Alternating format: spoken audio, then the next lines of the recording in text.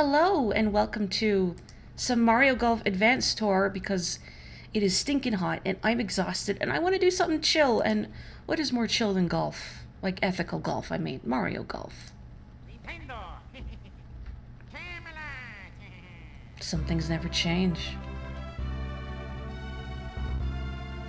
I have not played this game in many years. Tell me what my goal is. Uh-huh. Whoa.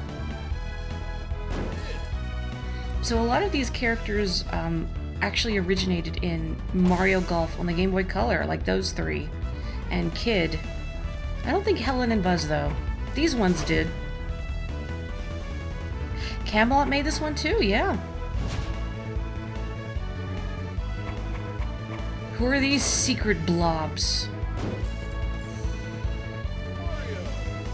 Yeah, we don't care about him. So, Camelot did the Mario Golf games.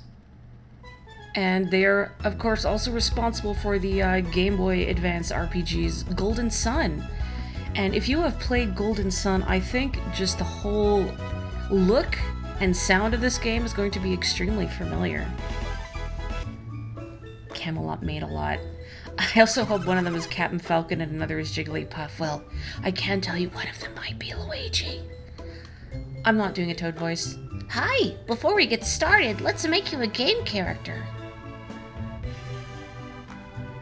Who's this bald Dr. Mario? Okay, first select a player. Which one are you? I am the Onanoko? Rejected. I am a righty. How many of you are left-handed? I know at least one of you are. Is... Yes. Oh, Okay, hang on. I might have switched my buttons around. I need to make sure I have my buttons set correctly. Let me just do this really quick. Oh, you know what? I think... Yeah. Okay, I did set it correctly. Just checking. I didn't mean to cancel out of that. Yes. Oh, I just hit no like a fool. We are not Ella. I believe we're also going to need a name for the fella over there, if anyone has any suggestions. Or we can go with the default. The max is 5 characters, I believe. Yes. Hello, Claire. Hello, Ryfam. Ham-ha. You're left-handed. Okay then, Morri. Tear it up out there. May we meet again when you're a top golfer. Oh, you know what? You can rename him, but not until like the post-game, so never mind. Just kidding. You're left-handed. How sinister.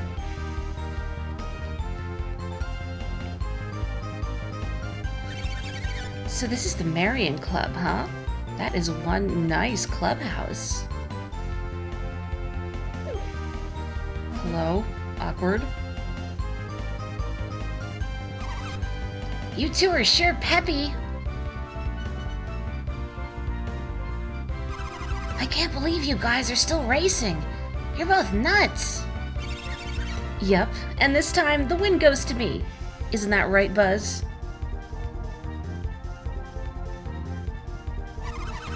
Sorry, my dear, but it was a tie. With that last sprint, Morri caught up. Those are the breaks. Thank you, but I don't like your hair. She probably caught up to you while you were staring adoringly at the Marion clubhouse. It was real close, Helen.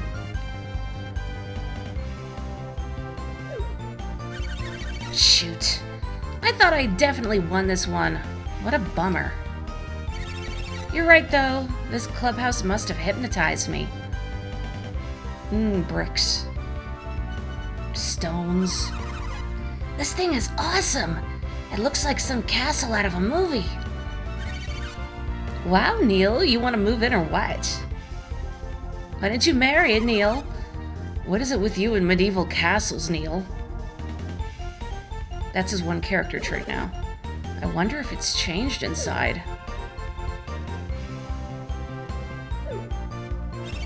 Hey, Teach, you're late. How'd you like so far behind, Teach? You didn't even have one of these heavy caddy bags. He hasn't been here for a while. I bet he was just walking around a bit. You know, remembering. Boy, it has been a long time. It didn't seem so long, but look how big the trees have gotten. Still, I can see the remnants of the course I was taught on, like the grown-up face of an old friend. This place is almost too ritzy for us. Are we out of our depth? Seriously, we've hit on the range, but we've never come anywhere near the actual course. Neil, bite your tongue! The reason you have all been swinging so well is because you've practiced diligently. Am I right? Even if you lack experience on a course, there's nothing to fear if you're hitting the ball well. I'm still a little freaked out.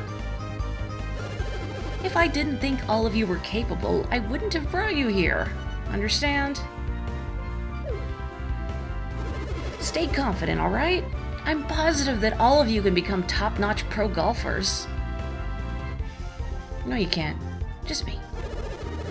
Now, the manager is likely waiting on us. Come with me, everybody.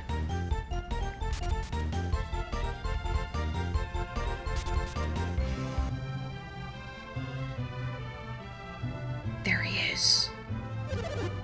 Hey kid, long time no see. Hey, pro.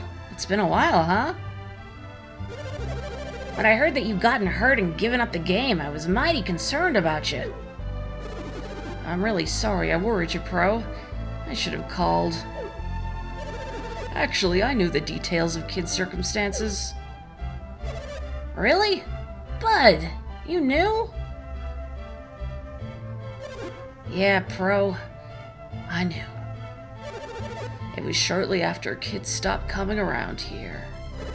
I contacted him. Come again? You called Bud? When Kid discovered that he couldn't play his beloved golf anymore, he fell into despair. Shoot, I'm not surprised. If I found myself in that situation, I'd be a sorry sight. Bud really supported me when things were at their bleakest. All I did was tell him it was too early to give up on his life's dream.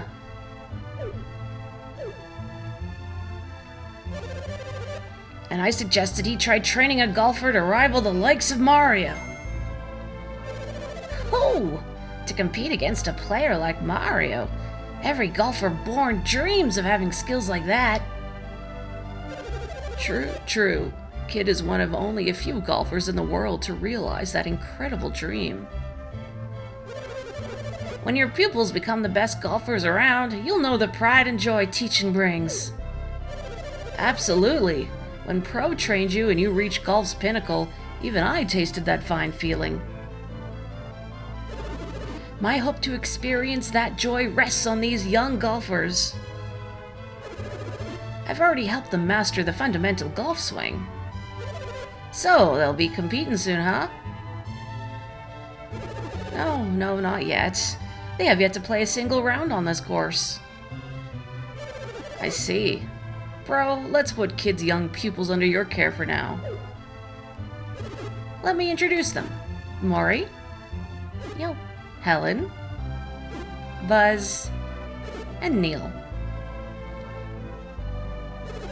I've tried my best to teach them everything I know. I hope you can refine their games from here on.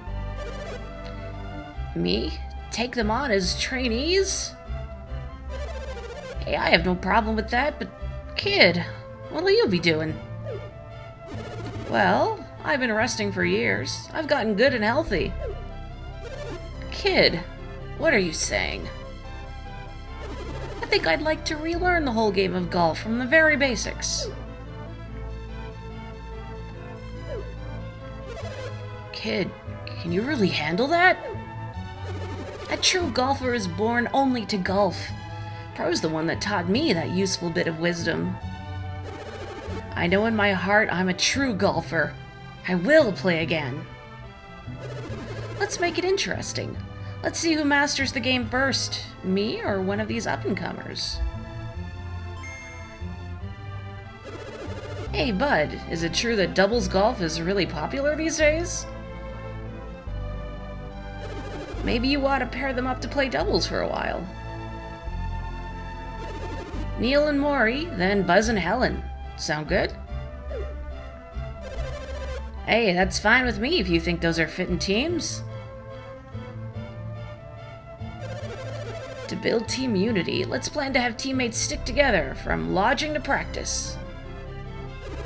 Thanks so much, guys. Do me a favor and take good care of them. They show a lot of promise. Hey now, kid, you take good care and don't overdo it, okay?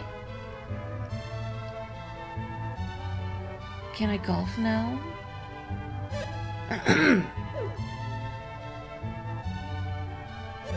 As of today, you lucky individuals have become new trainees of the Marion Golf Club. You now have the entire course at your disposal. Use it to practice, play rounds, whatever you like. Enter tourneys and get all the real play experience you can. If you have questions about golf techniques, just ask the other members. They'll all assist you. Your main goal is simple. Become a top-notch Marion golf clubber. Yep, aim high. Set your sights on becoming the Marion Club champ. After that, you can try to become club champ of other golf courses. Then, when you're the ultimate golfer, you might just play Mario. Until the day you reach Mario's level, don't neglect your practice. Now get out there and hit the course. Don't waste a moment till you become an ultimate golfer.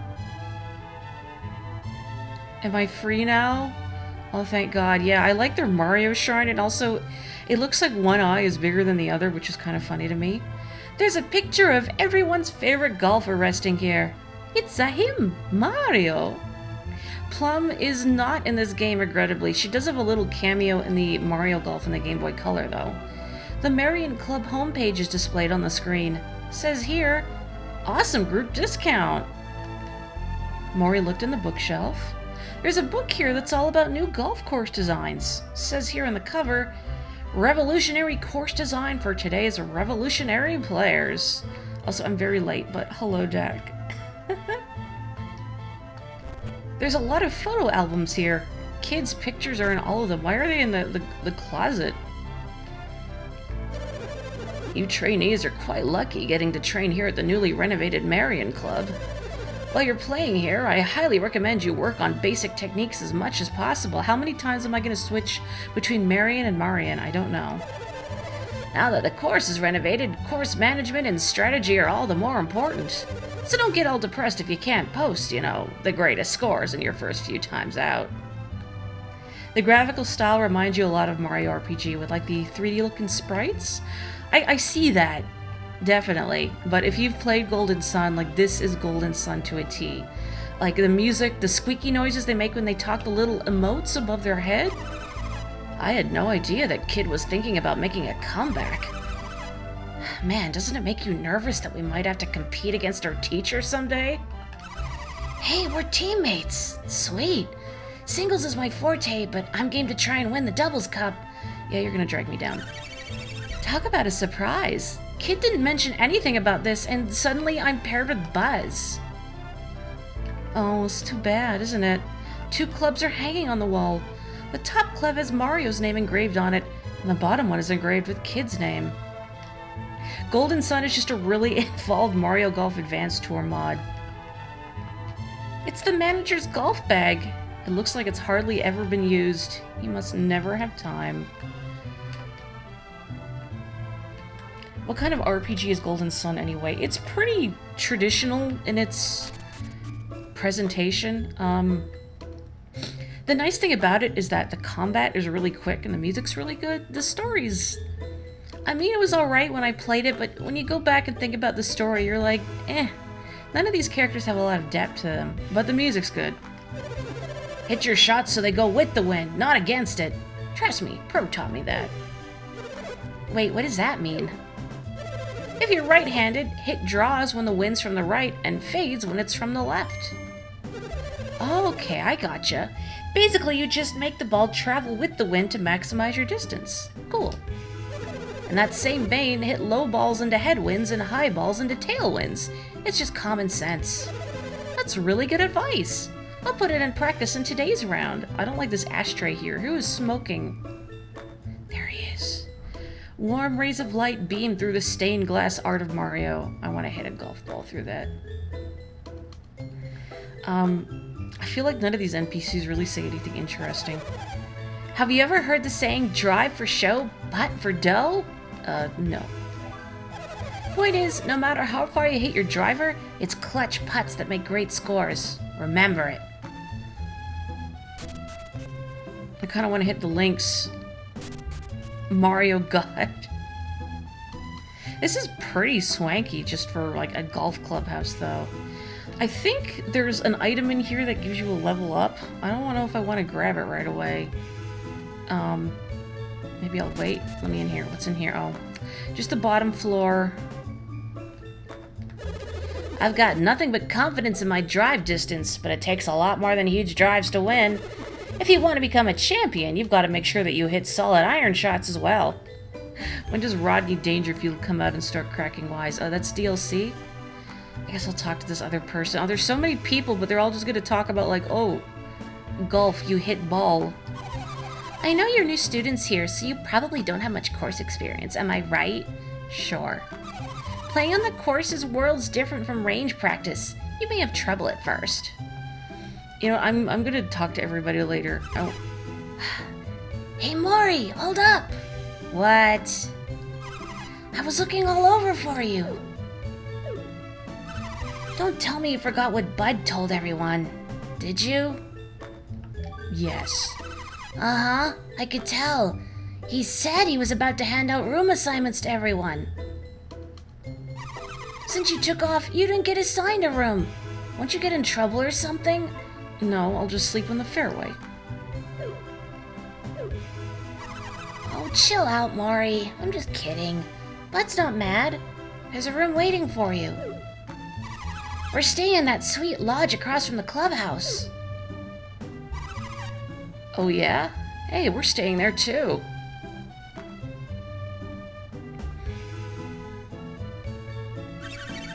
We're heading over to check it out. You two should come too. Neil is going to melt in this intense Mario God beam. Should we go too? Sure. Cool, let's cruise. Follow me. I know where we're going. I go to my doctor and he tells me, you gotta run 15 miles every week for your health. I call him up 2 weeks later and say, what's the big deal? I'm 30 miles from home. Is that what you wanted, Kapotiko? Here's the Caddy Master's booth. We gotta check in here before we go out to play around. We also have to register here to play in tourneys. Got it? Cool, let's move on. The first hole is up this path. I can't wait to get a feel for this course. I bet it's awesome. The lodge is ahead a ways. Ready to move on?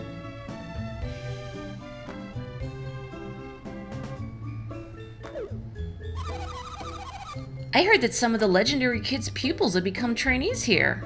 So you're 2 of them, huh? That kid's smart as a whip. Use his techniques and you'll rule. Cool lady, huh, Morri? She happens to be a pro golfer. Marion has a lot of pros, and I hear they're all helpful. You can always spot a pro by their sunglasses. There's a great practice center, too. This place absolutely rules.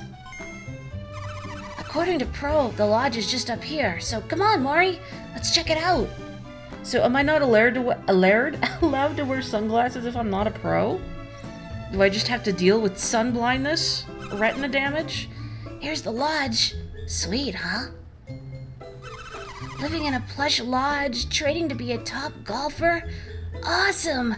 It's a dream, don't you think? Yeah, for the rich bourgeoisie, sure. I know how you feel, Neil, but you'd better quit dreaming. kid may think of this place as paradise, but we're here to practice really hard. Head on in, check out your room, stow your gear, then go practice. Look, from now on, Neil and you are our rivals, and we won't be taking it easy on you. Right back at you, pal. Come on, Morri. You can now die in peace. I prefer you didn't die. Period. That goes for all of you. Cake. I have dreams like Kirby. The lighting effect in here is nice. Just with this, like, you know, it really looks like there's sunshine come through the windows. Morri checked the wardrobe. Hey, these are Morri's clothes. Why? Shouldn't it be these are my clothes? What you doing today, Morri? Singles. Actually, you know, let's save. You want to record today's play, do you? No problem. I do not want to take the day off. No, I'm good. What is this? It's that game that Neil's been playing so much lately. The screen says, "Hey, pro golfer, try not to lose out there." Ha ha ha ha ha.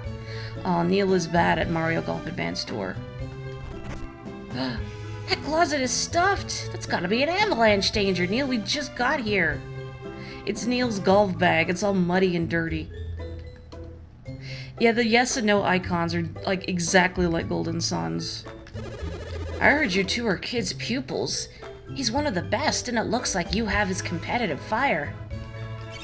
I'm not worried about who wins any tourney, except the Lynx. I swear to you, I am going to win that thing. Mark my words. I hope it's a band of Lynx from every Zelda game. Golfing. It's not, but... Golf is one of those great sports that lends itself to maintaining strong rivalries. Kid had tons of rivals, and he finally got the best of all of them. That's why he's legendary. So when you say best of... In golf, you compete against yourself, and all you students of Kid are really competitive. Link and Toon Link are in this too. Before Smash. The graphics remind you of Minish Cap too. You know what? I can see that, just with how bright everything is, and round and lush and green. What's up, kid? You're that new student, Morri, ain't ya? The manager told me about you. Everybody's all fired up to see how Kid's students are gonna turn out. Wanna play around? Yes, please. Okay, shake a leg over to the first tee on the front nine. The starter wearing the sun visor will take it from there. You're Morri, correct? I guess. Your group is ready. Please head for the tee if you would. Have a good round. No practice, no tutorial, no nothing. Let's just get into it. I have not played this game in years. Hopefully I still remember how to play it. I mean, it's not too different from Mario Golf Toadstool Tour.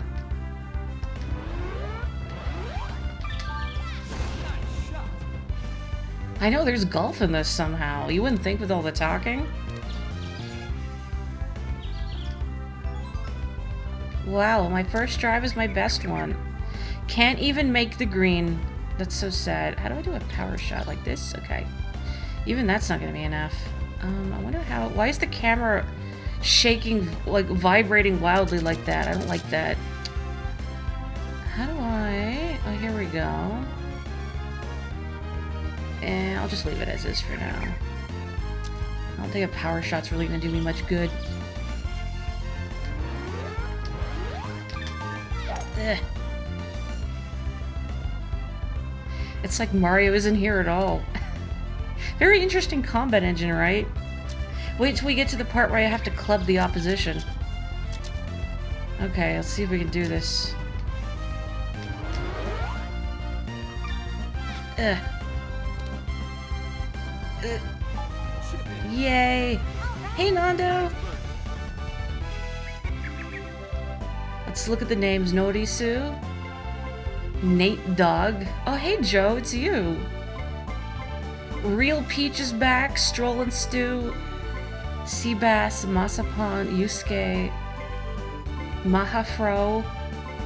Iron Belly. Noodle. Jimmy Ho. A lot of these are appeared in Toadstool Tour as well. Alright. Alright. I really don't like the way the camera is just like wobbling. Why is it wobbling like that? I don't like it. It's shy. Must be nervous. I'm gonna have a sip of my drink.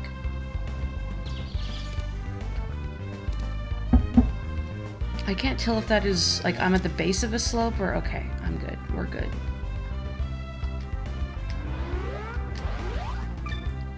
I don't know if I need to backspin. Let's see how far my shot rolls. Okay, I should have backspun. Alright, good to know. Another sip, okay. Another! But I will not smash my glass on the ground. That would be ill-mannered. Okay. Wait. Whoa! It's water. I got water. Because it's so stinking hot, you gotta stay hydrated.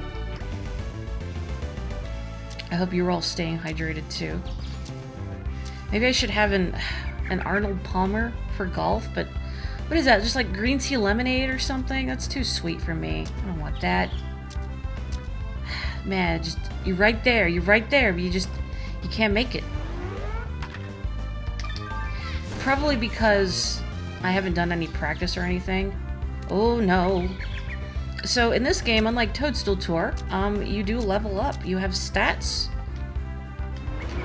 Like your drive distance, your spin, your control. Oh.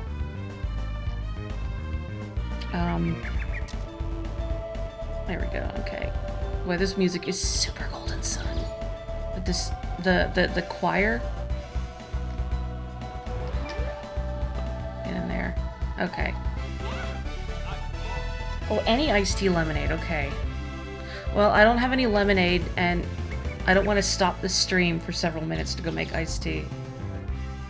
You could see yourself binging the hell out of this if you played it at 15. I mean, I definitely did. I don't remember how old I was when I played it exactly. When did this game come out? I don't know if I want to know. Like, the GameCube is, what, 21 now? Just because I saw a post saying the GameCube is now, like, legal drinking age in America. Oh, who put a tree there? That's rude. Ooh.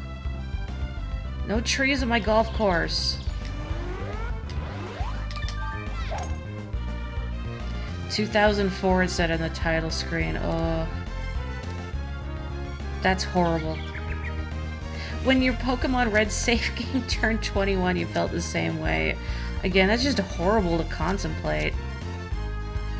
Okay, hopefully I don't land in the bunker. I guess we'll find out.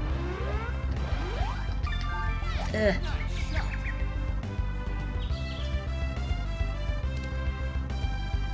Okay.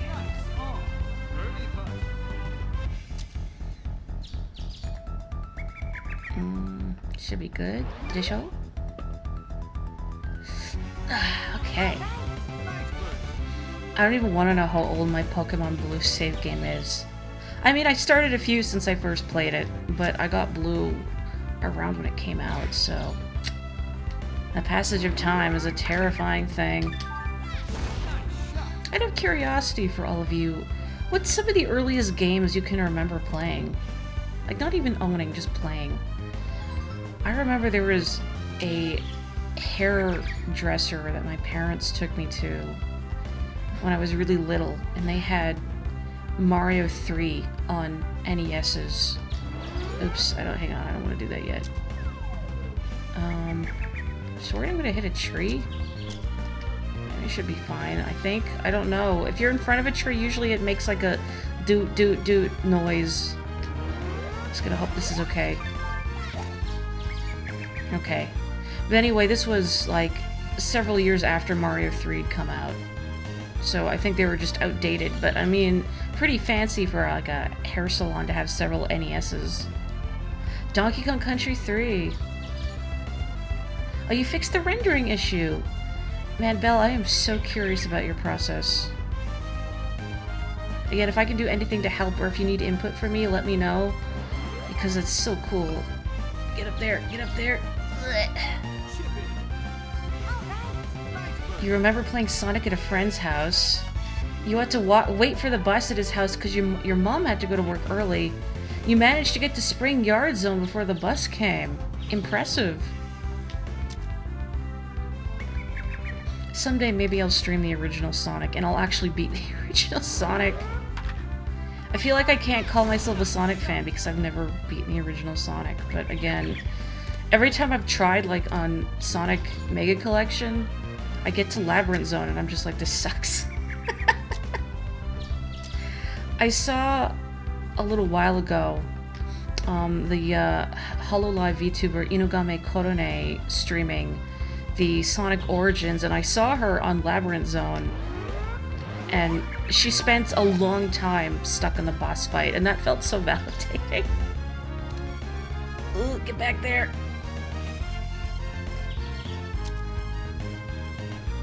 Hang on, I need to click on this. First game you remember playing is Word Rescue. That's kind of a grotesque looking title screen. Whoa. Hang on, I'm gonna let the stream see this. Look at this. This is kind of like this is somebody's creepypasta idea of an edutainment game. Why is this worm so angry? And maybe they're angry because they have arms and they know they're anatomically incorrect. And like, what are these horrific blob monsters? What is this? I don't like it. Terrifying. You have vaguely repressed memory echoes about this. Okay, hang on. I should putt. Let me putt here.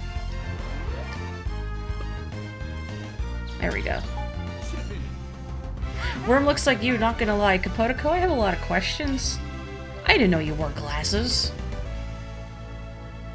Sonic Origins has a lot of really nice quality of life improvements that make Sonic 1 tolerable. I did notice from watching her that there don't seem to be continues anymore. I don't like those trees over there. Because there didn't seem to be lives in the traditional sense.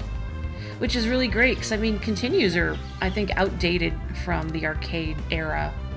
We don't really need them anymore. I mean, when obviously you're trying to scrape every last quarter out of some poor child's pockets, yeah, but if it's or if you don't want, you know, someone to beat something in a rental, then yeah, but, you know, if you're just playing for funsies, why did I say that? I hate funsies. Oh well. Okay, don't roll past the hole, don't roll past the hole. Can you turn off the drowning music? Only if you're a coward. You played the Beauty and the Beast game for DOS a ton as a kid. What's, like, is it an edutainment game? Or something else entirely? Mom's office back when she was at Lionsgate had a free computer, so you played it on days daycare was closed. This was 1994, so computers were crazy new. It's a minigame compilation, okay. You know, that movie, Beauty and the Beast, I hated the part where, like, Belle went exploring the castle, and then the Beast exploded at her for, finding the rose. Terrifying. Ugh. You just noticed you're on the board? Joe, I pointed it out. Whoa, whoa, goodbye. My, golf ball got a little excited there.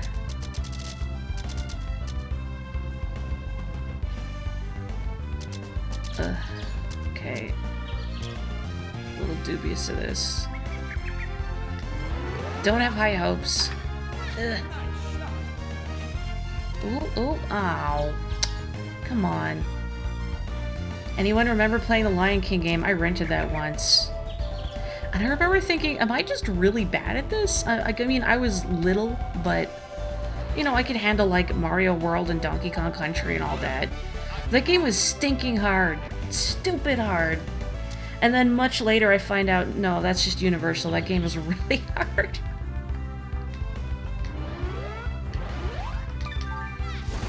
I don't know if I ever got past the level with, like, all the giraffes.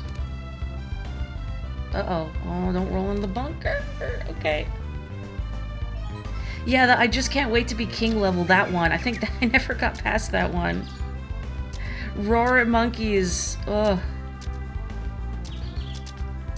I've never, that's the only Disney tie-in game I've played. Like, are the other ones as difficult? Because I've never heard them spoken of in the same way the Lion King one was. That's in the rough, buddy. Just see Belle. Beast sucks. He's hotter as a beast than a prince, but that doesn't make him nice. All the hot takes in the chat tonight. Oh. I don't want to think about this too hard. I don't remember how to read these greens, or like, I mean, I know how to read them, but just how much juice I need to get over the arrows. Well, let's just hit it here, hope for the best. This is a long putt, a middle putt, but...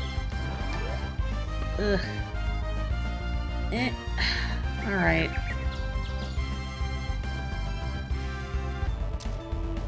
Okay. Get in there. You only had Aladdin. You remember that one being difficult for you as a 4-year-old. And the Lion King one just gets harder. You are the jumping on the water. Oh, let me try that again. Jumping on the waterfall logs is obscene. Oh, good. It is funny how your strongest memories of daycare and summer camp are playing video games. I never went to daycare, but actually, no, I've never gone to summer camp either. I've done like summer day activities, like day camps, not out in the wilderness or anything. I used to do one that was about like art, music, and computers, and you'd go swimming too. I miss that. That was fun. I miss swimming. Love to go swimming right about now. Uh-oh. Whoops. Whoops. Well, thankfully my control stat is fine as a baby golfer, so I'm not too far. I don't think I need to adjust. I don't think I'm on the slope, am I? It's fine. Okay. Instructor, come on outside, everybody. We're having ice cream. Hang on, I need to beat this Donkey Kong Country level. You couldn't beat the ostrich level? I think, is that the I just can't wait to be king level? Because maybe I'm like mixing up the first couple levels in that game, but that game is so hard. And when you're little, you know, when you haven't played a lot of games, you don't really have a good litmus for what a difficult game is. Which I think is why I was not surprised, but like, I wasn't aware of Donkey Kong Country 2's reputation as being really difficult, just because, you know, you played in a bubble. But the Lion King one, I remember thinking, am I just bad? No. The Toy Story SNES game being weirdly unsettling. I had that. We got it from our cousins, I think. Because it's, like, normally I don't usually play... Like, licensed games like that just didn't hold any appeal to me. You know, even as a bab, I'm very picky. But I remember playing it, and yeah, it was creepy. Like, the weird, like, Woody's Nightmare, where you have that boss fight against Buzz.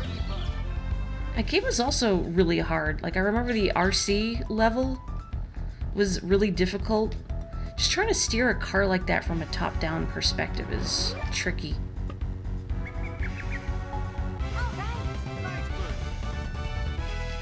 Single mom, so pretty much all of your daylight hours until you were 11 was in school or daycare. I feel like I got past the RC car level maybe like, oh, RC, that's his name, like a couple times, but that's it. I didn't like the way that game felt to play too, like just the whole thing gave me these bad vibes. I can't really explain it, I didn't like it. Bad feeling. Hang on, I need to think about what I'm doing here. Okay, hopefully I don't go rocketing past the pin. Micro Machines for NES. You just remembered your favorite game. Toy Story and SNES creepypasta when?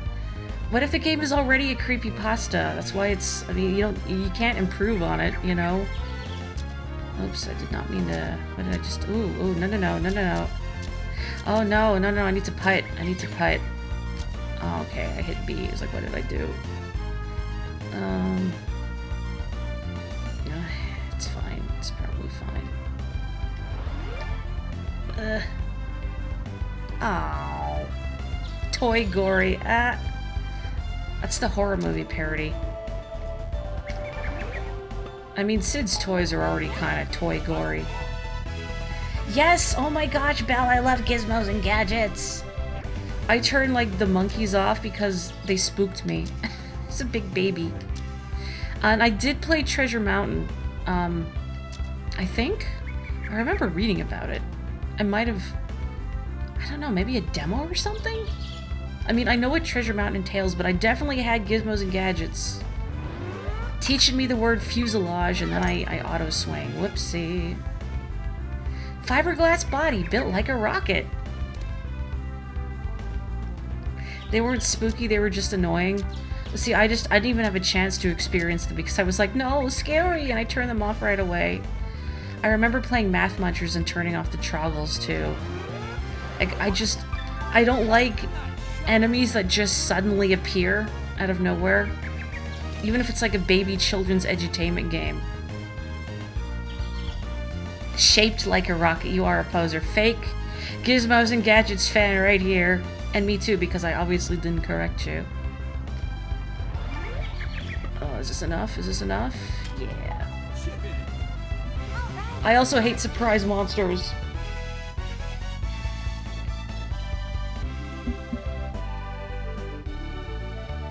You know, I never got to play Contra, like, on the NES or anywhere else.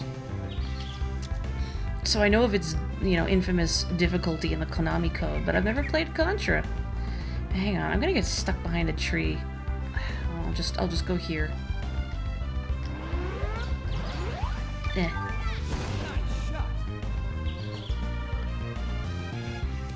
The educational PC game that was your jam as a kid was Freddy Fish in the Case of the Missing Kelp Seeds. Like, I unironically kind of want to stream that because Pajama Sam games were my pajama jam. Pajam, whatever. And they always had demos of the other humongous entertainment games. And I played Freddy Fish in the Case of the Missing Kelp Seeds demo, but I'm like, I want to play the whole thing, and I never had it.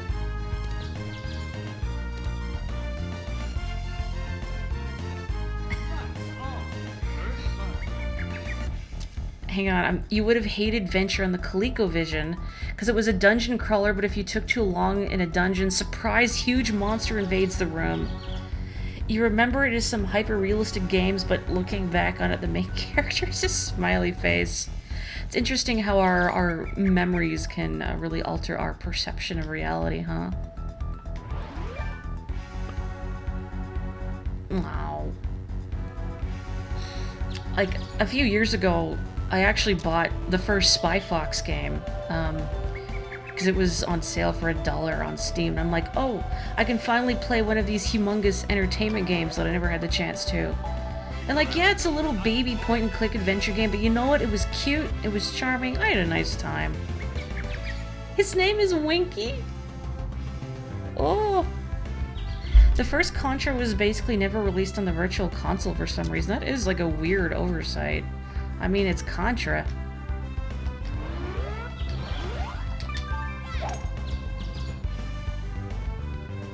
Did anyone else play Jumpstart 3rd Grade, the robot mount one with Botley and Polly? That sounds, like, vaguely familiar. I just want, like, a page with, like, all these edutainment games from the 90s with pictures. We need pictures. Because I've played so many, but I'm definitely forgetting the names of a lot of them. And I need the refresher. I'm sure if I just saw them, like, the buried memories would come bubbling to the surface. You never played Freddy Fish, but you had Putt Putt Goes to the Moon, and you never got to play it because your computer wasn't good enough. No!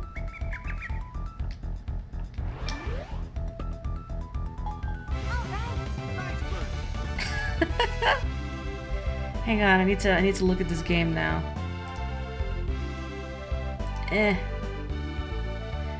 Like, okay, that robot is creepy looking, but like definitely looks familiar. I don't know if I played it, but I'm definitely familiar with the Jumpstart series. Like, that branding looks familiar. He's less creepy in game. I should hope so. Oh, I'm out of power shots. Whoops, I ran out of juice.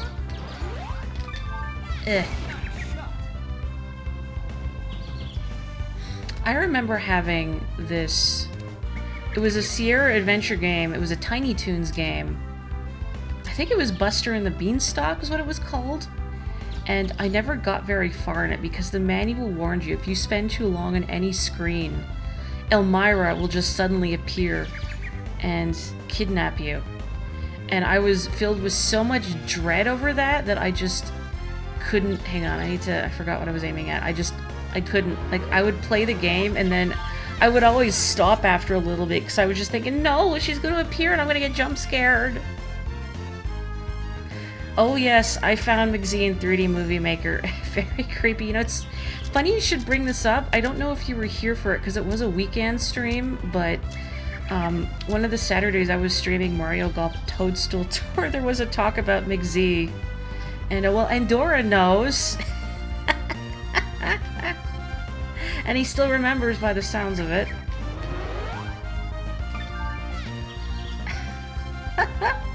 Oh, yay. Bardi. Sorry, me drinking. Okay, you probably weren't there for that. I think it's for the best, honestly. Oh, because I'm out of juice, I can't reach the green. That's okay. This is what I get for playing with an utterly unupgraded character. I don't mind. I'm willing to work. There we go. Nice it. Yeah, go watch the VOD. I don't remember what part it is. I was definitely doing Congo Canopy at the time as Koopa. I could probably leave it as is. I seem to recall the greens in this game generally aren't as severe as any of the ones in Toadstool Tour. That's right, I got a hole-in-one almost immediately after the conversation. Wow, Joey, you're in second place. You're not even playing and you're beating Neil. Good on ya.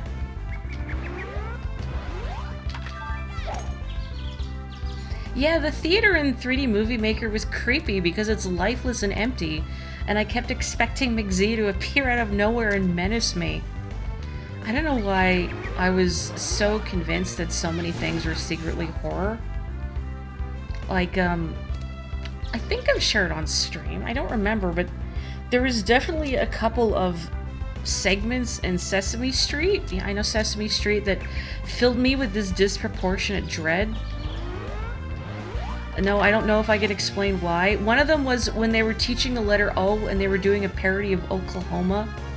Every time the farmer would just come towards the screen singing Oklahoma, it would always spook me. Because I thought, oh, he's going to come out of the screen and attack you or, I don't know, yell or something.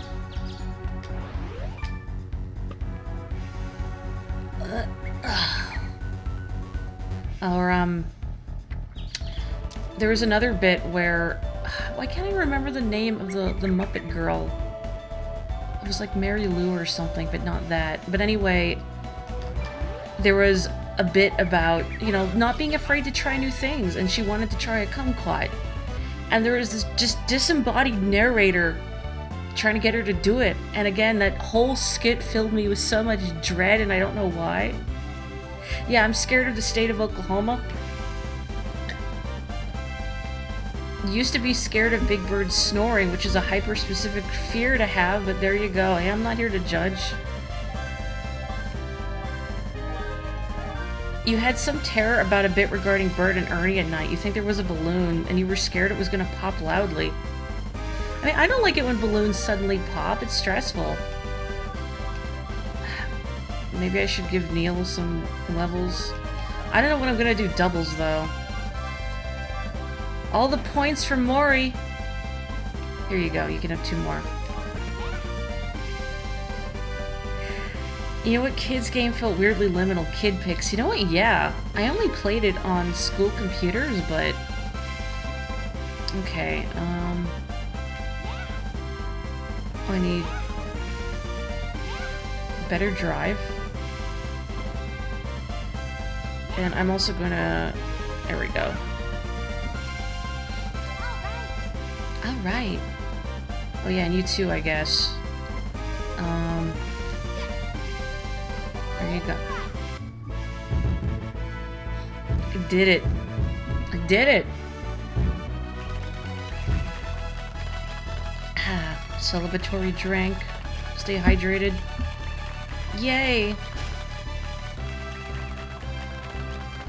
This should be like the awards ceremony in Toadstool Tour, where when they announce the character's name, it's really quiet. And the winner is... Morri. Speaking of being scared of old games, there was an old computer game called Gahan Wilson's Ultimate Haunted House, and watching your dad play it, you would hide under the chair, you'd get so scared. I mean, at least presumably it was supposed to be spooky. I get hole 1 from the Star Marion course, wow. So doing certain things will unlock star versions of the regular courses, where it's the regular courses but with Mario elements on it, like these mushrooms and pipes and all-knowing, all-seeing hills from Mario World. I gotta say, you surprised the heck out of me by winning the tourney. Seriously, blew my mind. Defeating Joe for the championship ain't small potatoes. The Palms course ain't easy, but you're the Marion champ, so you ought to be able to hold your own. Oh my gosh, I forgot. There's like every course has a champion, and I could talk to them in the training area. Oops. Hey, if you're looking for Joe, the former club champ, he's on the putting green. Now, excuse me. Whoops, should have talked to him, huh? Probably buy a VR headset for PS4 just to play Resident Evil 7. So that's another game series with enemies that just pop out of nowhere, like Nemesis or the dogs. Oh, hello, Jacob. Welcome. Says here, Marion Club Practice Center. Do you know about the basic shot? Yes. It's the most basic of basic shots. Of course you know about it. Hope you don't mind I skip the tutorializing for golf basics. Today it is Mario Golf, yes. Golfers who tee off with drivers generally just think about distance, but that's a bad idea. You want to learn to play smart in my tee shot class? I think you get experience for doing these, so... Not all of the techniques in this lesson are necessary for courses like the Marion Club course. But on the really, really difficult courses like the Dunes or Links, all of these will be really useful. In high-level tourneys, if you don't gun for birdies, you'll have no chance for victory. Oh, Gahan Wilson is sort of a knockoff of Charles Adams. Oh, it's cartoony. In order to pull off birdies on tougher holes, you really want to whack a great tee shot. With roughly a 210-yard drive from here, you'll have to worry about the pot bunkers. If your aim is off and you wind up behind trees, you might not be able to hit your second shot. The mounds in the fairway can affect the course of your shot big time, so beware of those too. Can I golf?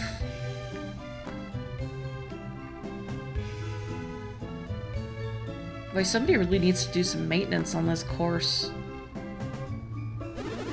Here we have some pot bunkers. Over here are a few trees. See, class, this is a tree, and these guys are mounds.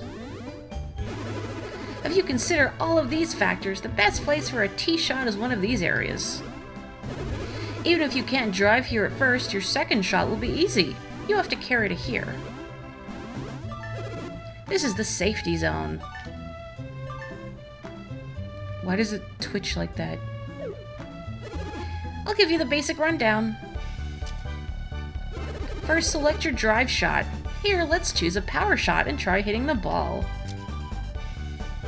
Next, select your club. Of course, the best club for this is the big dog. Yep, the Winwood. Wisely choose the line that'll land you in the best spot. For the power shot, that line is here.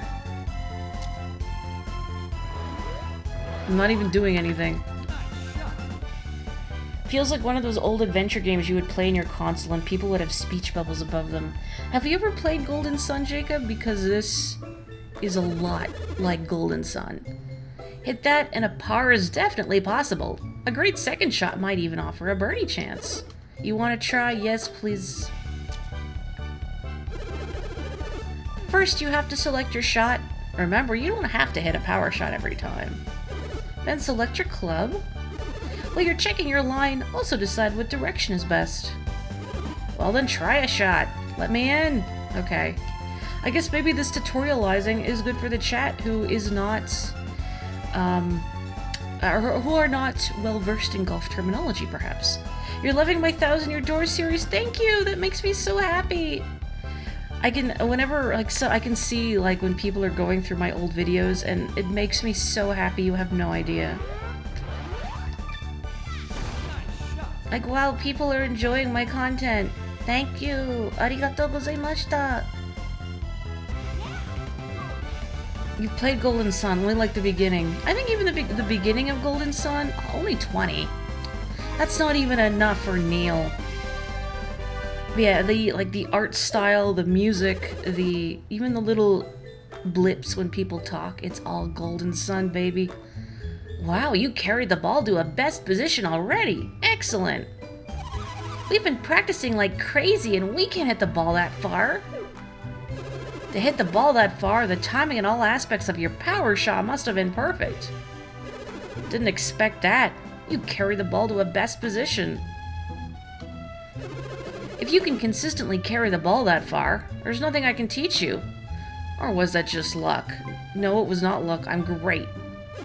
Practice driving more so you can prove that luck has nothing to do with it. Come back and see me when you send them there one after another, okay? On your Wii U, you played Golden Sun, but pressed reset without saving. Oh no! Oh, I'm sorry. That's tragic.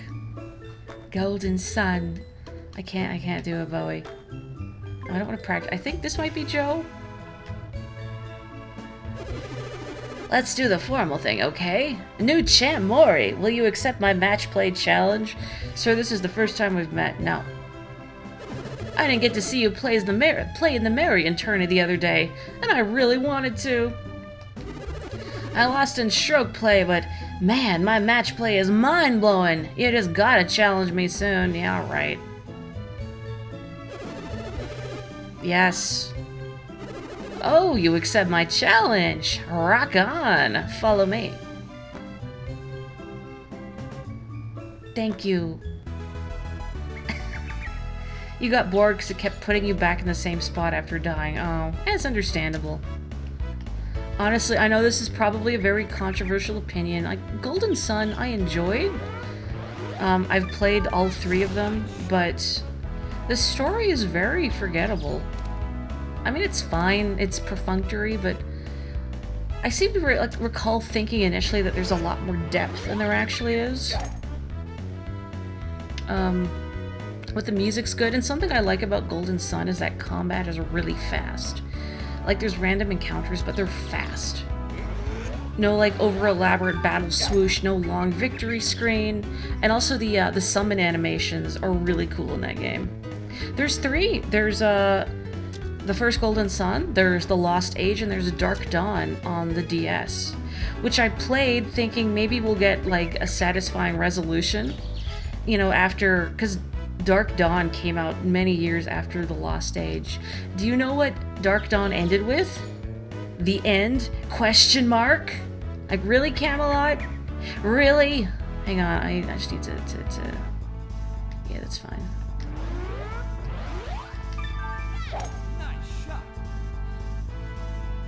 You can remember every other story but forget everything about Golden Sun. Yeah, like, I remember the broad strokes, but there's just... For me, I really like characters that I can get attached to in a game.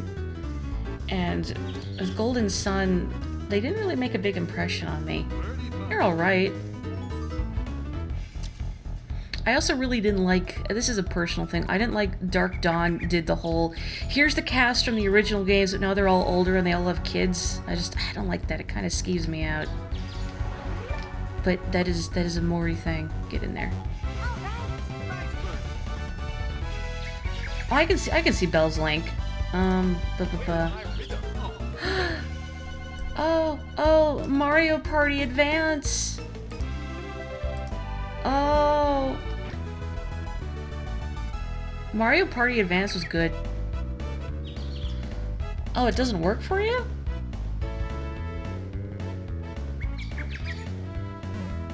I want to stream Mario Party Advance, but it's been so long since I've played it. I'm trying to think, does it have enough interesting bits for a good stream?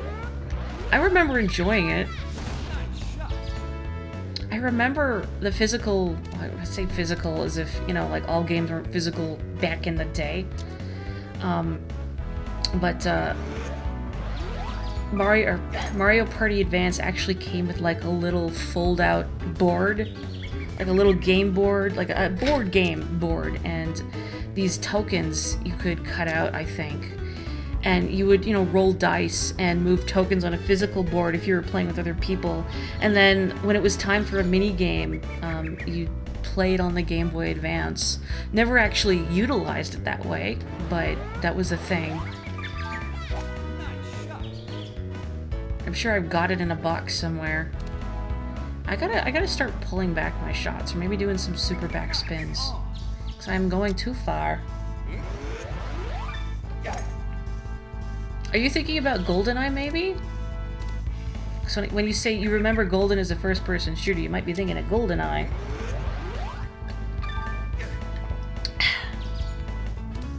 Keep on gaming, but never become arrogant.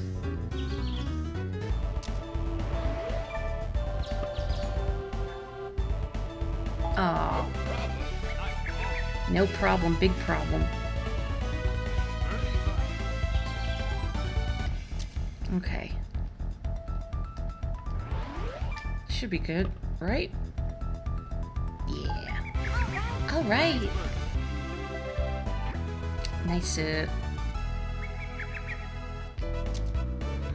anybody want to make like a golf game and I can voice like the voice clips for the main character?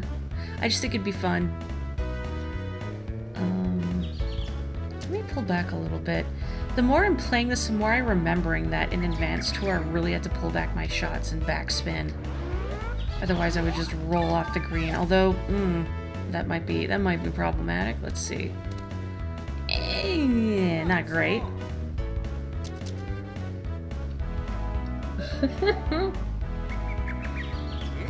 Golden Sun, what's the context for the giant hand that pushes Ness off the screen and KOs you every time? That is the... I think you pronounce it Synergy, but I always said Psi Energy because Synergy sounds dumb. But magic, essentially. All the magic in that game is psychic powers, and that's the move Synergy, which you use for puzzle solving in the overworld. That was an interesting thing that Golden Sun did, is that you could use some of your abilities to manipulate the overworld, like move to push pillars or other things around, for instance. I feel like I shouldn't have moved that. It's fine, probably.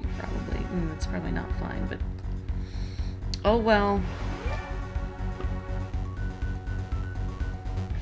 Oh no. Oh no! Maybe he'll miss. Maybe he'll miss. Nope. Where is your rhythm? I ate it. No, I don't know how that works. Play Dream Course and do all the Poyos. Belle, I already streamed Dream Course.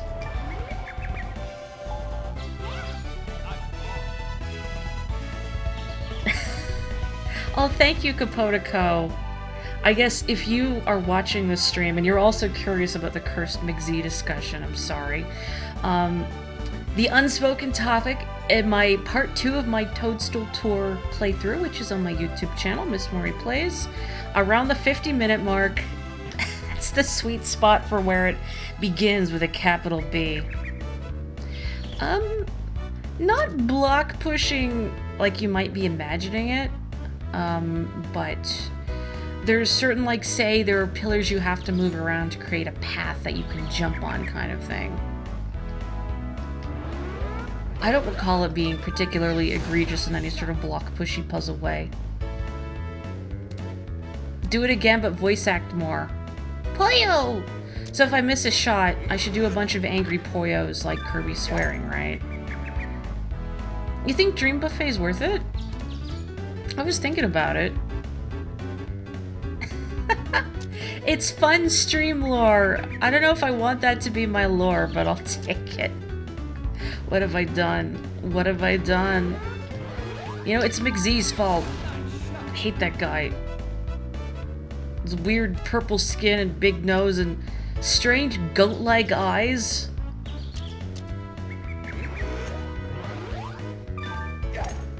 What'd you just realize? Also, when I'm thinking about block pushing in RPGs, so I really like Tales of Symphonia on the GameCube. Still a great game. I don't want to cop to how many times I have played through it. It's a lot. And I remember, because I like Tales of Symphonia so much, I wound up getting Tales of Legendia for the PS2, which I did not like nearly as much. The core cast were not nearly as enjoyable, and the protagonist in particular had like no personality, and there was no multiplayer, which is really weird. You couldn't even switch characters, I think, until like the post game, but I never got that far. But anyway, in Tales of Legendia, there were rooms and dungeons that were just like strictly block pushing puzzles. Just boring block pushing puzzles. That's all they were. Like, they were like their own little dimension. Strictly block pushing. Kirby accepts everything except for evil gods. That's true. Kirby, I think, is a very understanding fellow. Except if you steal his cake, and then you will get no mercy. But aside from that...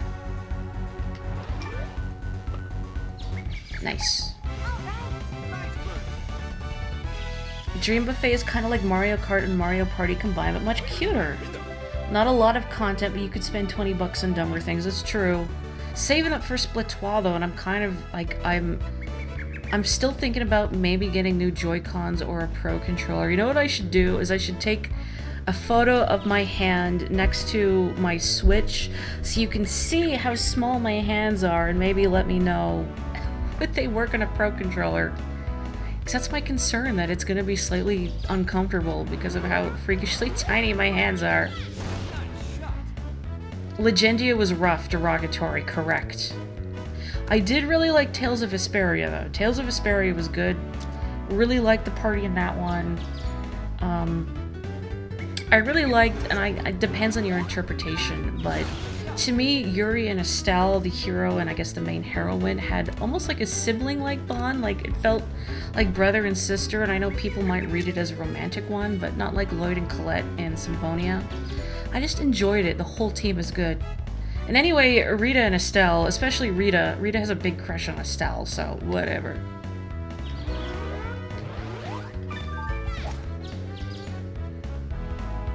Yes, I did pronounce it Splatoon.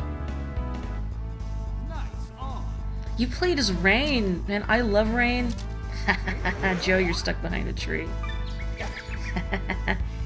Didn't even go sideways, went backwards, so you might be more stuck. Oh, no, he's out. I played Symphonia with my brother, and I was always Lloyd. Sometimes I'd be Persea, but Lloyd was usually my go-to. Or Colette. I'm a good Colette, too. I love Rain as a character. She's the best. I love all the Goyles in that game. Colette is intensely relatable. But I don't like playing as the healer. I want to go up and hit people in the head with my swords. If I measure my hand from the little divot at the bottom of my palm to the end of my middle finger, you can tell me. You have fairly small hands, too. Well, unfortunately, I don't have any device near me to measure. The only Tales game you played was Zestiria about 6 years ago, and you thought it was incredibly dull. I've heard mixed things about Zestiria. And I mean, even Symphonia, I rented it at first, and it didn't really do it for me, but then I read about it in Nintendo Power, and they mentioned kind of like the big, like one of the big, not plot revelations, but just oops, oh, I shouldn't have done that. I thought I wouldn't roll far enough because it's raining. Rain. Like Tales of Symphonia anyway. One of the, I guess, big draws in the story, and I gave it another chance, and it really dragged me in. But until then, it's pretty, like, JRPG standard fare. The person playing Colette played her solely to, say, sacrifice every battle? What, the move that kills her, but, like, fully heals everybody? Don't do that. Don't hurt Colette. My girl.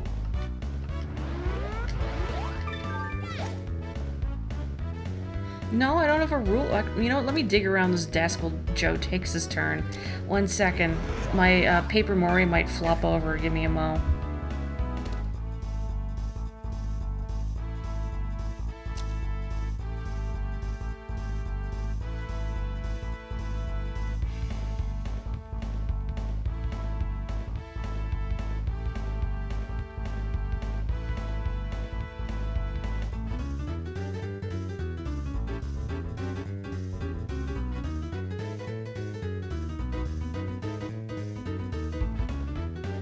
No, I looked. No ruler. I got nothing.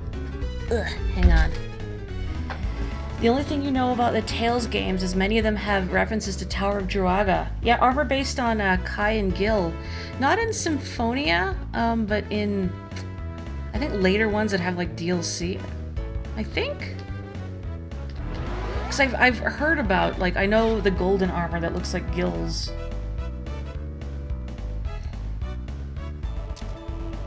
I will take a picture of my hand flat next to my Switch. I think that's what I'm gonna have to do. Get in there. Paper Morri remaining very still. First RPG you played was one of the old Paper Mario RPGs in the 3DS. Almost like paper. You mean Paper Jam? Paper Jam I enjoyed. I don't remember a lot about it story-wise, but it was cute.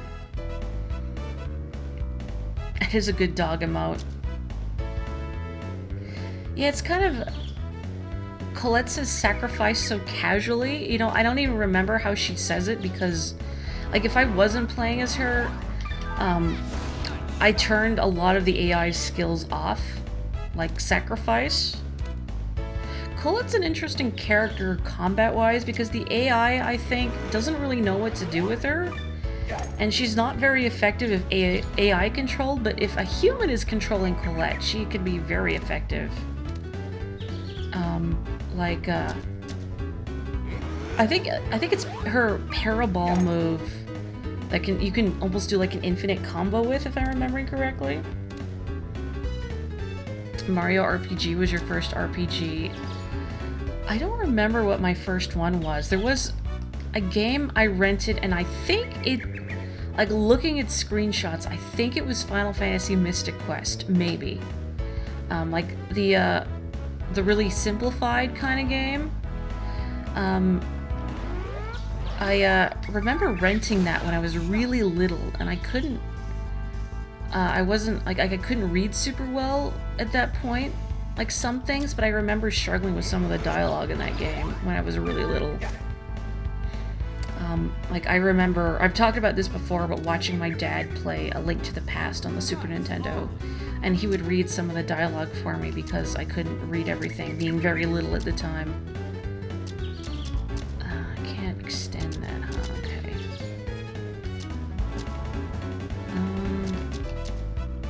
Why can't I go any further with the 9-iron? Oh, it's because it's an approach shot. Okay, whatever. I'll stick with the sand wedge. Hope that I don't bounce past the pin. Nah. You didn't know RPGs were a thing and you never acknowledged 7 stars. Have you had a chance to play Mario RPG, like, on the Super Nintendo since? I'm surprised it's not available on the Switch Virtual Console. Because Super Mario RPG is great, and I highly recommend it to everyone. Yours was definitely Paper Mario. Yours was Thousand Year Door. When you later saw Lord of the Rings: The Third Age's turn-based combat, you thought it was a rip-off, until your sister said it ripped off Final Fantasy. Thousand Year Door still rules. I love Thousand Year Door. I love Paper Mario. Like, they're such comfy games, for lack of a better word. And they're just like, they do their own thing. They're unique. They're charming. Yeah, Nintendo was a god at making RPGs. Or even just putting them on their platforms, like the Super Nintendo had a lot. A lot we didn't even get in the West, too, but stuff like Mario RPG, Earthbound, Chrono Trigger, Final Fantasy VI, even other stuff like Secret of Mana, but then afterwards, a lot of RPGs went on the PlayStation, the PS2. I remember the N64, there were like no RPGs except, what, Quest 64? I've kind of got a soft spot for Quest 64, just because when I see it, I think about the game it could have been. Like, Quest 64 had a lot of ambition, but it just wound up being kind of dull. You know, does anybody know if a Wii U is compatible with an Elgato capture card? Because I have thought about streaming Color Splash, and I would like to do it at some point. Although when the weather is less hot. Okay, hang on, I need to look. Oh yeah, Ogre Battle. There's that too. I mean, it's a tactical RPG, not exactly like the turn-based combat of Paper Mario and well, Quest 6. Man, is that really a Paper Mario and Quest 64 on the N64? Ugh. Hang on.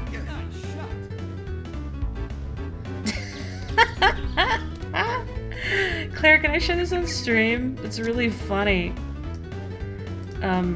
So in Tales of Symphonia, you can earn titles for characters through doing things in the game that will affect their stat growth when they level up, as well as letting them wear alternate costumes. And I guess Claire's game got... the titles got corrupted and switched around, so the wrong title showed up for one of the characters. So, you can't see my mouse right now, but if you look in the top right, it says Testosterone. That is not a title for Persea. I'm pretty sure that's a title for Zelos, the resident smooth playa who hits on every lady. The pinnacle of masculinity. There has never been so much man in one place. Persea is the manliest party member. She is, I think, the strongest, so... It's very funny. Oops. Wonder how that happened. Hang on, I also need to see this. Oh, it is compatible. Wonderful. Tales' Adventure, was that your first? Is that an RPG? I never had a Game Gear. Hang on, I guess I should resume golfing, huh? But this is good. I'm enjoying this. This is what chat's all about, baby. Big Hilda energy. You know what? You're right. Like, I don't know if I gotta look at this screenshot again. Does it say... No, not Tales' Adventure. Oh yeah, okay. I guess you could see her weapon, but Persea also wields axes, like Hilda. Giant axes, though. Persea is very tiny. She's a lot more taciturn than Hilda is, though. And I don't think Persea would ever manipulate someone into doing their dirty work. It's a platformer, but some elements... Cortez is your favorite 1000-Year Door boss. Cortez is a good boss. He's a cool skeleton. And he even lets me use his boat. He was bad to the bone. But not really, because he was a nice guy. Kinda wish I knew how to do like a Spanish accent for him. I kinda tried, but it wasn't great. Can't roll my R's.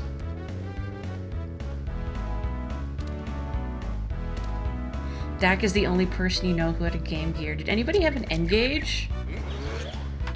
I remember waiting for the bus once, and there were a couple other girls from school who were waiting for the bus. Like, this was high school, I think. And I didn't know them personally, but we were cold and we wanted to know when the next bus was coming. So there's a little number you can call, and you get a little automated message saying, like, next bus and whatever. And one of the girls pulled out an N-Gage, and I was thinking, whoa, I've never seen one before, because everybody just makes fun of it. Or, like, post pictures of it with Captain Picard. Tales' Adventure, people consider it more Metroidvania. Interesting. What are you doing? 4 wood for an approach shot? Alright. See ya.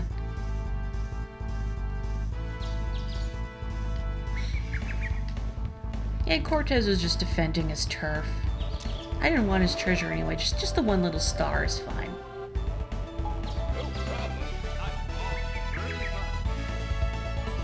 Sink to win. This is an ugly spot on the green to be, though. I'll try. But, ugh. He's ugly. Steep slope. Oh, let's try. Let's see if this works. Ugh. Nope. Don't roll down. Don't roll down. No, stop. Jeez, miss and lose. Great. Okay, we good. Dormy hole, oh boy. Boy, this music is so triumphant.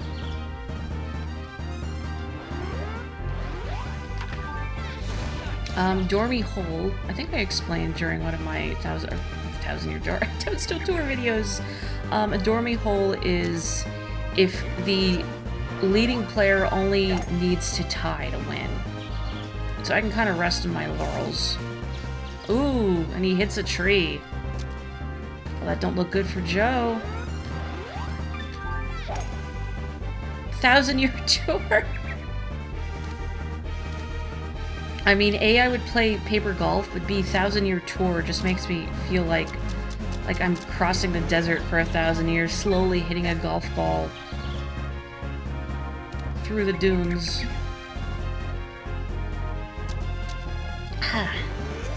By the way, if the sipping of my beverage is distracting, I will mute the microphone when I do it. I've been kind of lazy about it. Ugh. Guess it's just so hot, I gotta stay hydrated. The 1,000-year dormy. Or in sudden death forever.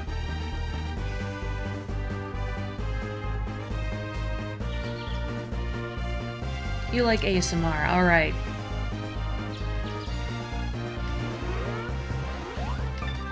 Ugh. Sisyphus, but instead of a boulder, it's hitting a golf ball across Tartarus for all eternity.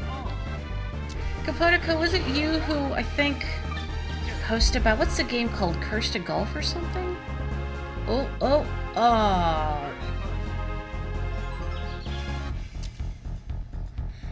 1,000-year tour hitting a golf ball through the Sahara Desert. Okay, Curse to Golf is correct. I also gotta try Curse Crackers. I was gonna try the demo today, but it was just too hot. And also, I was really tired when I got home from work. I had to have a nap. And I wanted a short nap, but it wound up being like 2 hours.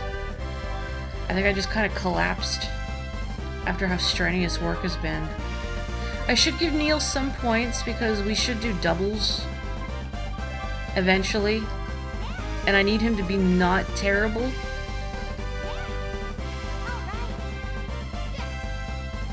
Alright, I'm gonna fix your control too. The worse your impact and control is, if you miss the sweet spot, the more your ball is gonna go off course. Groovy. Man, his model looks so, like, plasticine-y, doesn't it? It's so smooth. It's kind of wigging me up. Oh, Sherry. Sherry was one of the 4 characters you could select to play as in Mario Golf in the Game Boy Color. Along with Kid and... who are the other 2? I don't remember. Wow, you beat me straight up. Kid taught you well, baby. I can't wait to see what a little more experience will do for you. Maybe you'll get as good as Kid, baby. Then you'd be rockin'. Yeah, where's Plum? The more modern Mario Golf game, so I'm not counting, like, Golf on the NES. There's Mario Golf on the N64, there's Mario Golf in the Game Boy Color, there's Toadstool Tour, then there's this one, Advanced Tour, and then we had World Tour on the 3DS, which I quite enjoyed, and then Super Rush, sigh. Says here, do not enter sneaky klepto territory, bird.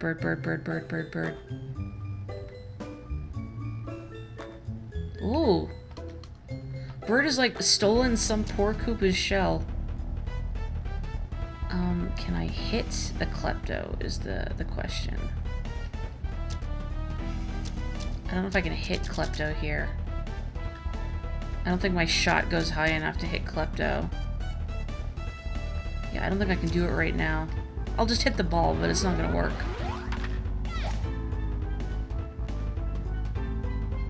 Nope.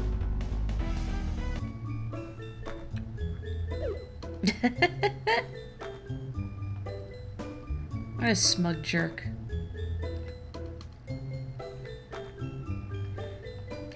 Oh, thank you for joining us. I really appreciate it. Please have a nice night and don't melt in the Florida heat. People say that the strongest players are all great at approach shots. Now, why they say that? No, why? I'm gonna sneeze. Oh, I muted myself in time. Because it's true! Great approach players don't fear missing the green when they swing at the pin. And I'll tell you, those players always beat the folks that don't have the guts to aim for the pin. Where are the pros? Where are the people with sunglasses? I am teaching the backspin approach to these trainees right now. Do you wish to learn it too? I want to just golf. If that is the case, then please show us your pretty backspin. Sure. From there, aim within 3 yards of the cup and hit 10 chips. If you nail 7, you pass. Yeah, I guess you weren't here when I mentioned at the start of the scream. Screaming is what I feel like doing tomorrow. But the weather here is supposed to reach 35 degrees Celsius, which I'm trying to even think what that is in Fahrenheit. Like almost 100, about 100-ish. I'm just doing the really rough conversion. The double it and add 30. This is a Toadstool Tour track, you are correct. Oops. I went too far.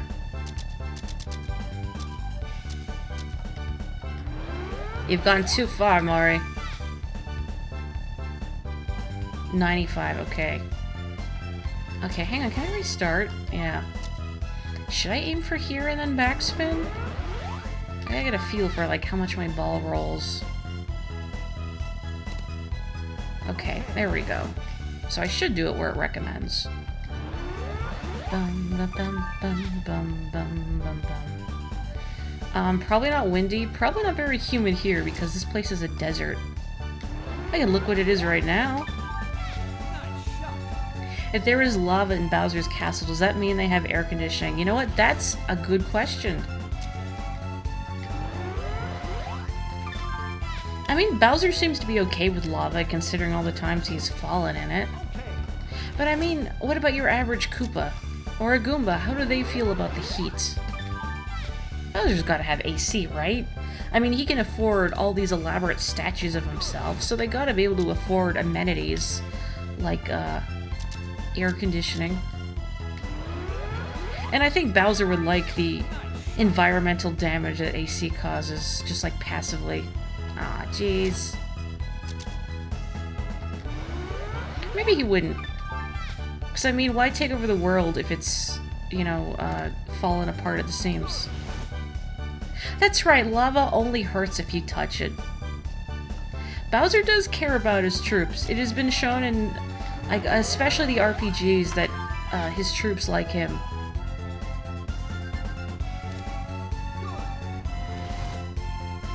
The Thwomps wouldn't care, neither would the boos or lava bubbles. Do you think Thwomps feel heat? Can a Thwomp ever feel the warmth of a loving hug? That's so sad.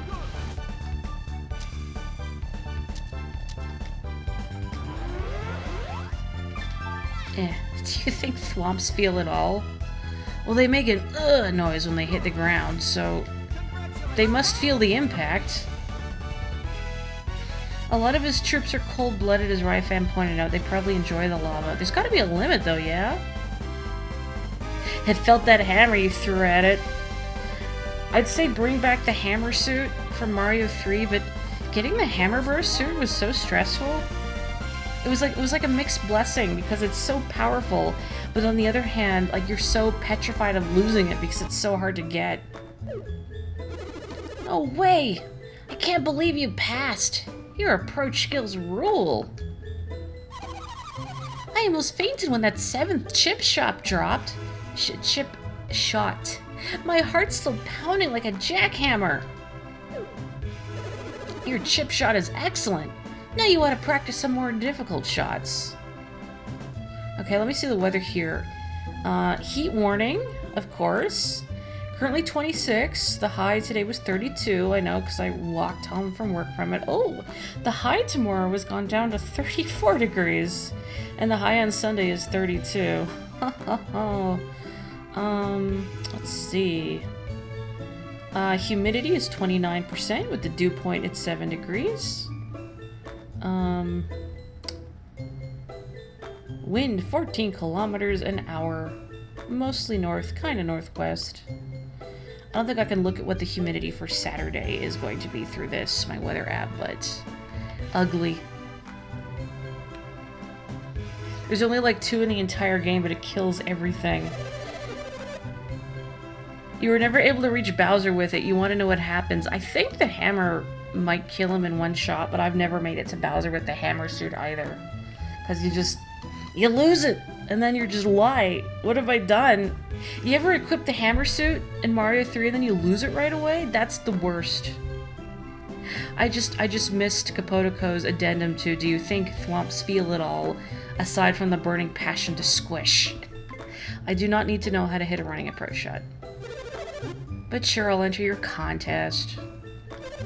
How many times out of 10 can you stop the ball inside that circle? Do it 7 times or more to pass. Will it ding me if I don't do, top spin? I don't know.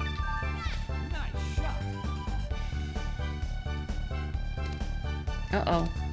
Oh. No, that's still good. What if I don't top spin? What then? Do I get dinged for it?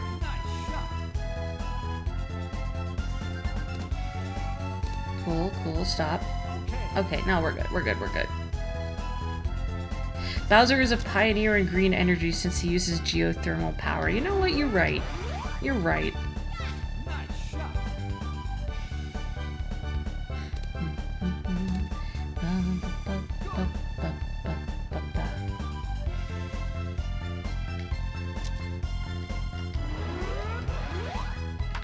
Yeah. So, while I'm just hitting some golf balls here, I know some of you are planning to get Splatoir when it comes out, or any, like, the ones I know for sure, like Belle and Joe and Dak, but is anyone else here planning, on getting Splatoon 3 next week? Is it possible for a golf ball to be hit so hard it goes around the world and lands a hole-in-one? Well, if it ever happens, it'll be when no one's watching, clearly. No one will ever believe you. You see evil snowman and you instantly think of the laugh in Banjo-Kazooie, the ha ha ha. I can't do it. I can't channel the sheer menace. I hate those guys. Annoying and such a pain to kill. You hope you're fixing these divots. Look at those sons of guns fly. Is it silly that every time, like, I think of divots and I think about Space Jam? I'm fixing a divot! Oh, he's fixing a divot! Maybe you should Capotico, but I mean, I don't want to peer pressure someone into something and then it turns out they don't like it. I would feel responsible. It's like, I know, like, at least once, maybe twice, people have heard me wax poetical about Crypt of the Necrodancer. I love Crypt of the Necrodancer, if you weren't aware. That game is like catnip to me, but the difficulty is quite high. It is a rhythm action roguelike, so not only does it have the usual trappings of a roguelike, like a randomly generated dungeon, and if you die, then you get kicked back to the start, but you have to do everything to the beat of the music, because that's how often the enemies move. So it can be a very difficult game if your brain isn't hardwired for that, because you have to pay attention to a lot. And some of the later zones get really busy. And I've had some people hear me wax poetic and then pick it up, and then couldn't really get into it just because of the difficulty level. Dax the pressure in this group. It's fine. I'm innocent. Okay, here you go, Neil. Here's some points for you. Num num num. Yeah, I'm gonna keep my control good. Good. All right. Let's give you some more power. All right. Look at these pokies. Oh wow, you got a perfect 10 out of 10 in the contest. That's nuts. Just passing with a 7 isn't easy, but to pull off a 10, that just blows my mind. A perfect score. You're something else. That ought to give you some faith in the running approach, eh? I already had faith in my approaches. That's right, there's a reason we talk about Splatoon and play it all the time. It's good. I welcome the pressuring deck. Is there anything else of interest to me here right now? This is the iron shot lesson. Care to hear some theories about hitting good iron shots? No, I don't want your conspiracy theories. Would you be so kind as to show me your iron shots, would you kindly? Alright, you need to aim for the pin and hit 10 shots. Stick 7 of them in the zone to pass. Oh, the first time you're getting Splatoon when it's new. That's exciting.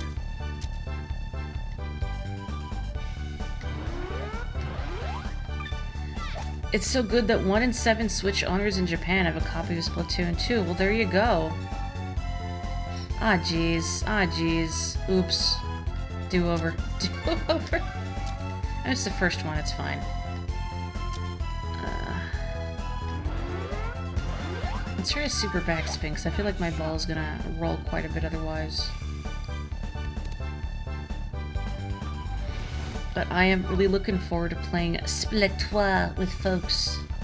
And I'm happy you're actually going to be able to participate in the Splatfest now, Andorra. I'm excited to see the themes they come up with now that we have 3 possible choices. Oops. Whatever.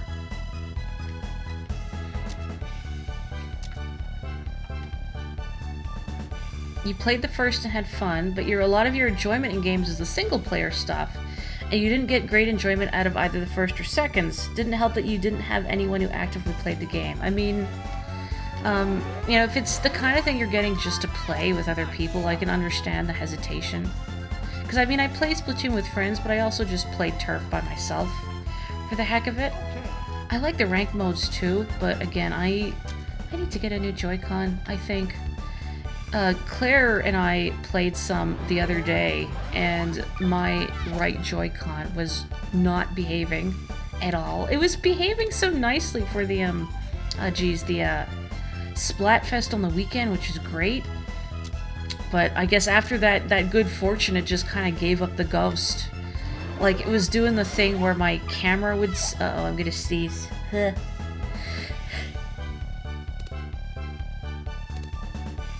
Oh, heck. I think I screwed this up now. Oh, 2 for 5. Let me do one more time. Thank you.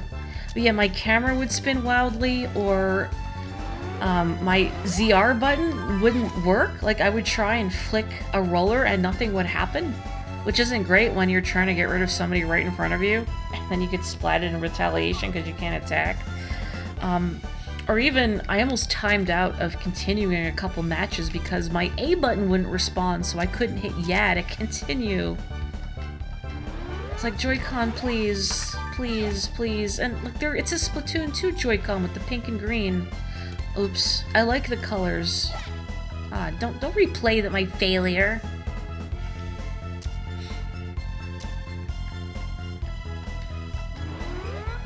If you like, well, I was gonna say Octo Expansion was really good, but I mean, if you don't own Splatoon 2, I don't think it's worth getting it now and playing Octo when Splatoon 3 is just around the corner. Your Pro Controller's broken. I'm sorry, Belle. Have you noticed any drift from it? Like, I've heard mixed things about Pro controllers. Like, I've heard on the whole they're a lot more reliable and their battery life is really good. But also, if they suffer from drift, it's harder to fix. And like, I know Kapotoko was kind and found this tutorial about how to use rubbing alcohol to clean the joysticks on the Joy-Con, which can definitely help with drift. But unfortunately, I don't know how to fix the issue of just the right Joy-Con not responding, period. Like, being unable to press ZR or the A button. Like, you know when you start your Switch and there's those green lights on the sides of your controllers? The light on my right Joy-Con is not lit up for a long time now. I don't know why.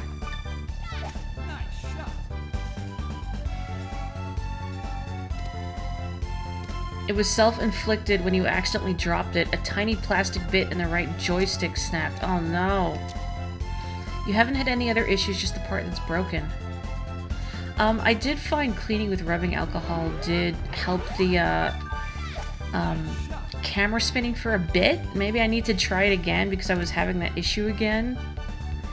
But I don't know what to do about the unresponsive buttons.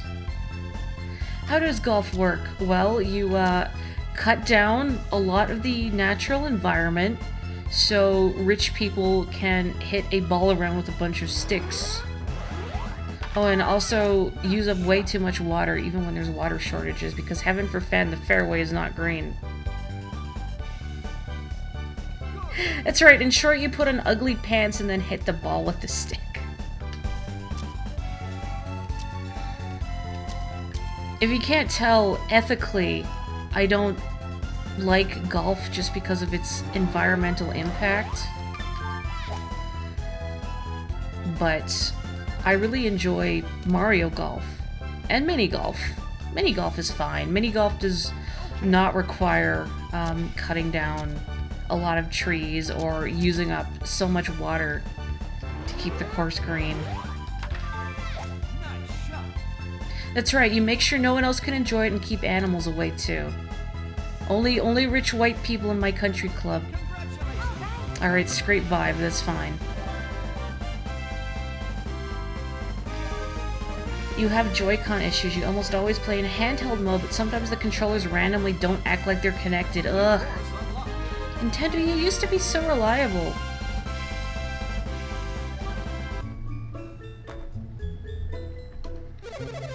Scary. Your stick shot swing is already leagues ahead of mine.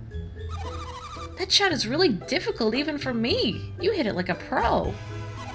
If you can conjure that up during matches, you'll be able to birdie almost any hole this length. Oh shoot, I can't keep this up. I gotta pass the stick shot test. Even so, you will face even more difficult shots at times. Keep up your practice on this shot. Why does everyone that plays golf wear ugly pants and a hat? I don't know.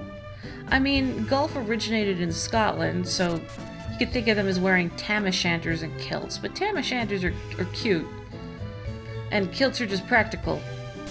I don't know what it is about golf club clothes these days. Tradition, you know what? That's right, tradition. So you know what? I was gonna save it, but I'm just gonna... What? Hey there, Morri. Done for the day? No. Oh, you're going out for a jog?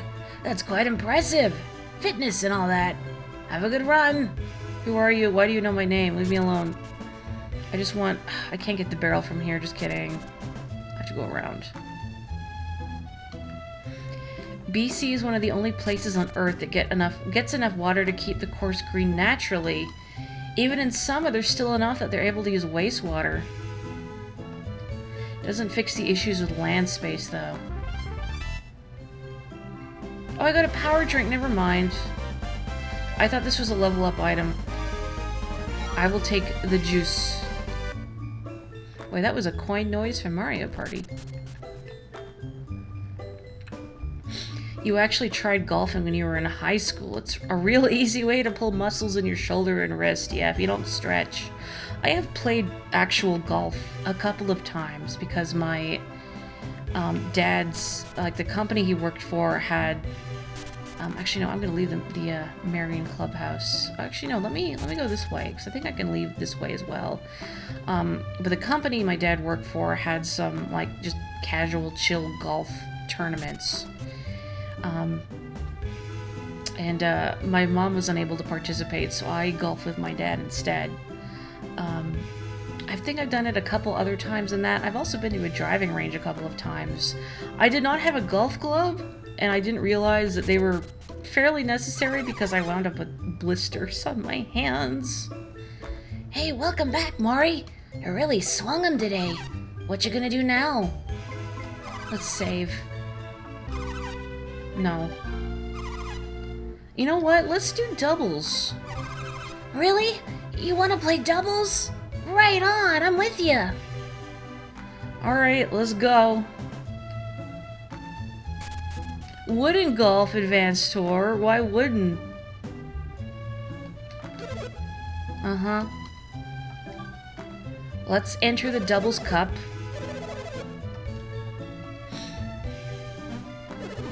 This is my team, for better or for worse. What does this game have to do with Mario except for the name of the game and the tile on the floor? Well, Mario does become a little more involved later, kind of, but, well, you'll see, eventually. Definitely not as involved as, say, Toadstool Tour, but I believe Mario Golf in the Game Boy Color was the same way, with the focus on these human characters, and Mario and friends playing a smaller role. You will see them eventually, but not for a while. Come on.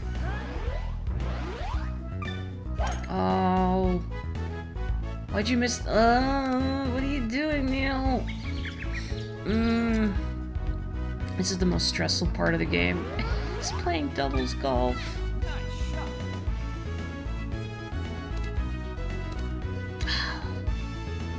I didn't even move it. How come it didn't line me up at the hole?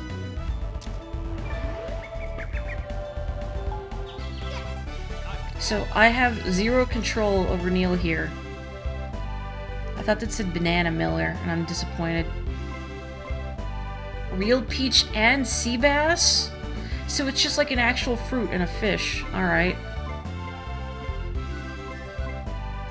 Monty Bowl.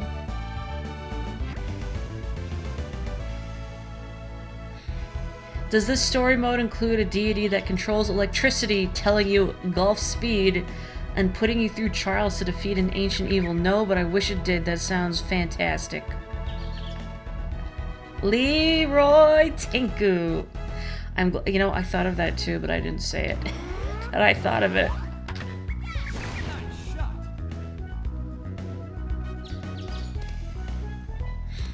Okay.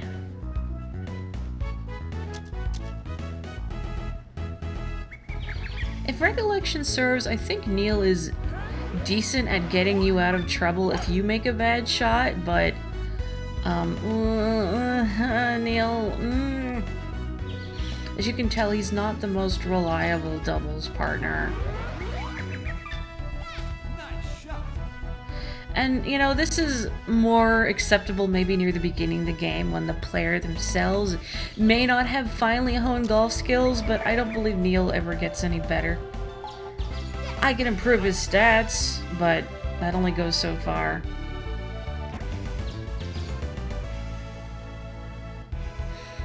Was that the story to Super Rush? See, I don't even remember. Except the fact that Super Rush was so disappointing because it felt like there was going to be more of a story and then there wasn't.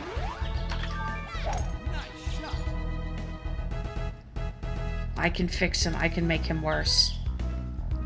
Alright, Neil, don't screw this up. There we go. Cool.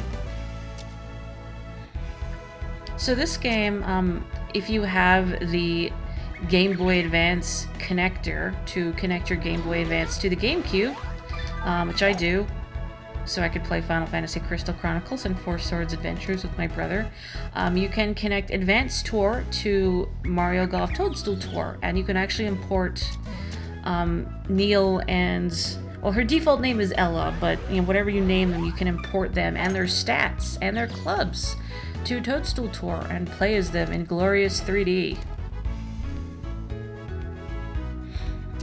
It definitely feels like a different game when you take them from this to Toadstool Tour, because just due to the Game Boy Advance's nature, the courses are flatter here, but there's a lot more verticality in Toadstool Tour, and I tend to keep my shot heights fairly low in this game, just because there's not really much use for making your shots travel higher. But in Toadstool Tour, that's almost a detriment, because there's a lot of courses with verticality where being able to hit high will enable you to clear obstacles. You remember Super Rush's story because it started out all simple and grounded, like, oh my god, we gotta train to be the best. And then it goes completely ballistic and involves world-ending stakes and godlike entities and superpowers, and you're like, eh? You make it sound so much more exciting than it actually was, though.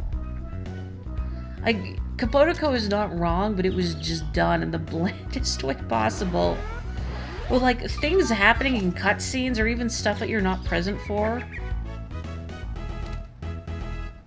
And then Mario shows up and, like, takes the credit for things. But then he also gets beaten up, but off camera, so whatever. Sounds like a Kirby game. So what you're saying is that we need Dream Course 2. But with, like, a Dark Matter-esque final boss. I want a Dream Course 2 for reals. Although I guess my first priority is I want an Air Ride 2 for reals. Onegai shimasu, Masahiro Sakurai-san. That reminds me, have any of you been able to check out Sakurai's YouTube channel? I haven't gotten around to it yet, but I'm curious to hear his insights in the game development process. And I always liked hearing him talk during the Smash Directs.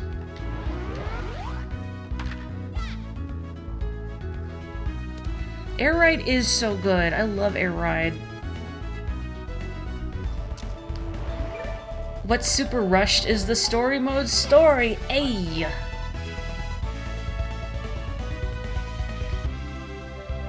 You've just seen various screens on Twitter on how based he is. I feel like based is one of those terms that is quickly ceasing to have any meaning. Although, you know what? I've heard people use the word stan unironically in real life, which is just whiplash. Like, people in real life unironically saying, we stan so-and-so, and I'm like, this is weird and I don't like it. Neil, what are you doing? I'm gonna get stuck behind a tree. Okay, we're okay, we're okay. You're on thin ice, buddy. Oh, true, words are all made up. They're all engineered by the people using them. But it's such an online term that it's... I know where Stan comes from. It's the Eminem song, but it's again weird to hear in meat space and said without a trace of irony. Because in my mind, and in the song too, I believe that standing something is unhealthy because you're putting them on a pedestal without any reservations. You know, like just this unbridled worship. And of course, as soon as they do something you don't like, then like, ugh, ruin forever. You can't put folks on a pedestal. Aren't words made up? These are the philosophical questions we need to be asking ourselves as a society. Okay, maybe I can't rag on Neil anymore for that terrible shot. Fan used to be short for fanatic, as in, oh, you're way too into it, it's too much. How did we get from Kirby to Twitter? I don't know. I never know how we get from anywhere in these stream discussions, but I don't mind. I enjoy them. I was like, why can't I move? It's because it's Neil. Or you know what was also really jarring? I was walking home from work the other day, And I passed these people walking their dogs, and this family had like this big friendly looking dog that was running around and playing. Like, it was doing the dog thing where its front paws are low to the ground but its back's in the air and its tail is wagging, like the let's play gesture. And then coming the opposite direction were some ladies walking little dogs, and one of the little dogs started like barking aggressively at the much bigger one, maybe trying to protect its person, and the big dog was cowering. Oops, sorry, Neil. But then one of the ladies, and they were like middle-aged, said, and I quote, "Wow, she is in the dog, she is being aggressive AF." And that's weird. It's not a condemnation or anything, but actually hearing someone's... Did people say that? AF?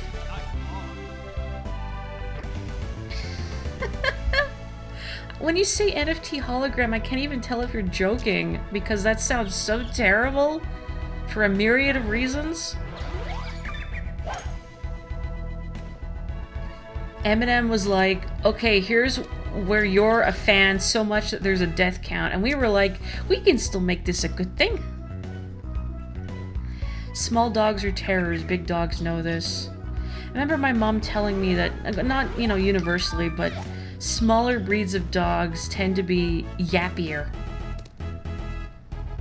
and noisier. Not universal by any means. Like, I know huskies are very vocal as a breed.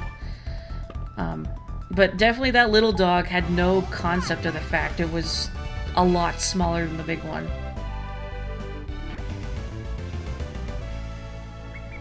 Snoop Dogg and Eminem performed as CG bored apes or something? Oh my god, that sounds repulsive. Like, again, for a myriad of reasons. Like, the NFTs, disgusting. And the horrible, horrible art, also gross.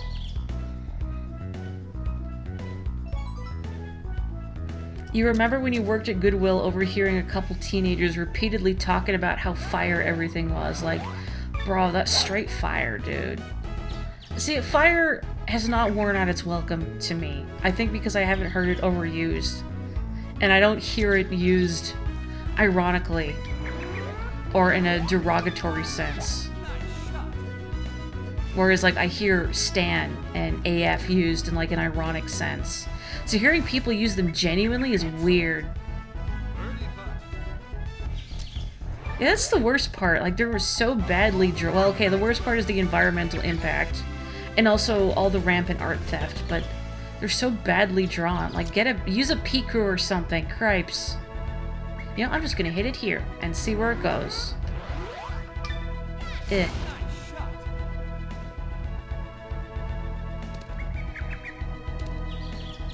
Okay. That rolled farther than I thought it would. You cannot believe people actually like that art. It's not you expressing disbelief, it's you expressing doubt. No one can possibly think it looks good. I mean, somebody must? Maybe? It's like, those, I don't remember what they're called, but those horrific little, like, custom emojis that you, I guess, on Apple devices you can make to look like yourself or whatever. I don't remember what they're called, but there was someone next to me on the train that was using them, and didn't mean to overlook, but oh no, they were sitting in front of me and they were holding their phone up so the person next to them could see. And I thought briefly to myself, like, people actually use those. Like, someone out there must think they're cute or appealing. Boy, I made fun of Neil, but now I'm dropping the ball. It's like bragging about how cool a garbage pail kid looks. Those are before my time, but I still know what they are. Lingo is lingo. You're sure your parents thought dude and gnarly and tubular were cringe too? Maybe not with that word. Or that terminology, rather, but yeah. Tubular is still cringe in terms of the Mario World level. I still hate tubular. Worst level in the game. Speaking of cringe, those are called Memoji. Memoji? Memoji. There's no good way to say it. It makes... Ugh. I take psychic damage from it. And Nintendo can use terms like gnarly and tubular for their special worlds in Super Mario World, but I still hate the level tubular. Look, it's the worst level in the game, okay? I'm right. No, I'm right. The only custom emoticons you care about are the ones you hover over the ad and it shouts, "Say something!" What? I'm not familiar with this. I feel like I should be glad I'm not. Neil, what was that? You say dude almost like a personal rule. I think it's a good way of, like, expressing, like, dude, can you believe it? Although it's something I try not to use, like, when talking to people specifically. Like, if I'm just making a general statement like, dude, this is such garbage. But I don't like using it when talking to people specifically just because I know it makes some people uncomfortable with, you know, gender terminology. And even if my intent is that, it's gender neutral, I know that doesn't always feel like that to everyone, and I want to be respectful of that. Just like how it slips out of the mouth, like saying, "Man, can you believe this garbage? Can you believe we got a bogey, man?" It was an ad on every website in like 2006. I must have blocked that from my memory.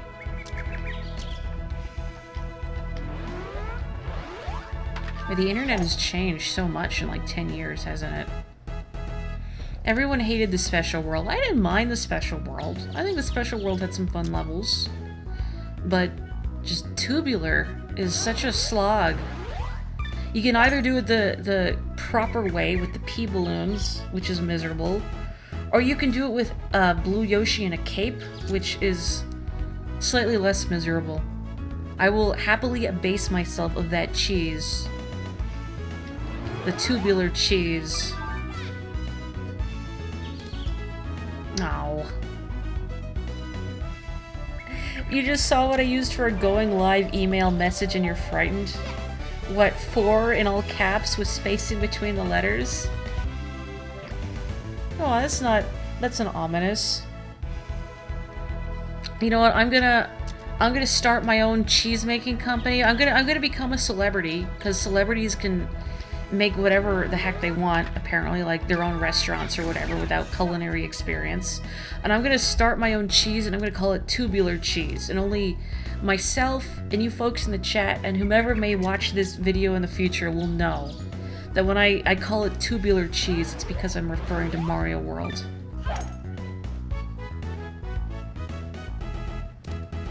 And dead. So scared you typoed.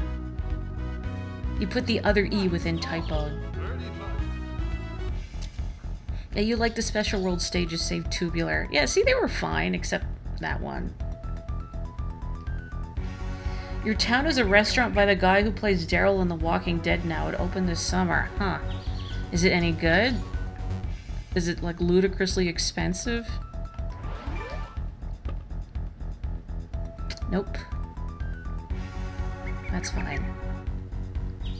Hulk Hogan having a spaghetti restaurant for some reason? Really? Alright. I mean, how you screw up spaghetti, really? Maybe that was a smart move. When the Hulkster come home and make of the spaghetti. I'm gonna hit here, even though it's in the rough, because I'm gonna see if it rolls far enough to get on the green, or if the rough just stops it. Oh. Okay, I think we're on the fringe. It's fine. Remind you of Eminem. Funny how he came back indeed, having a mom spaghetti restaurant. That was fairly recent, wasn't it? I don't know what happened to it, if it's still going or if it was any good. I just read about it existing.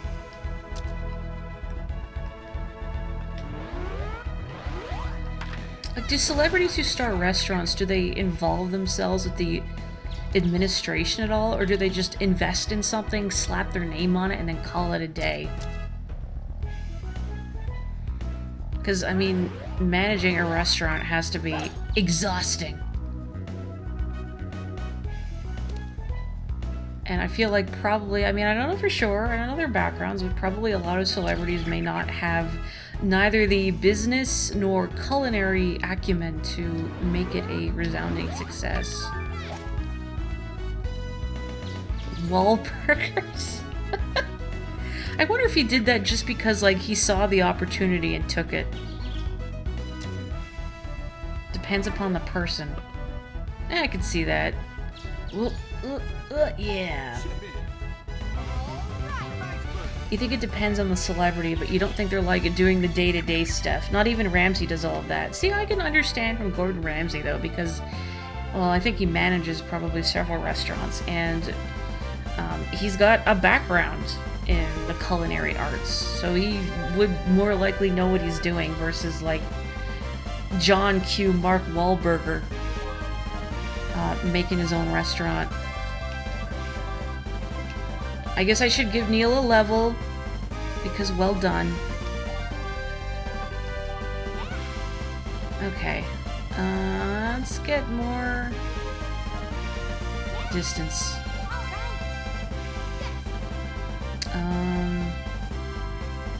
I want you to have good control, so I'm gonna have you do that. Alright. We did it. Whoa.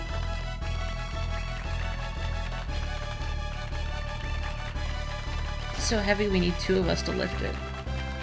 These are really cute sprites, though.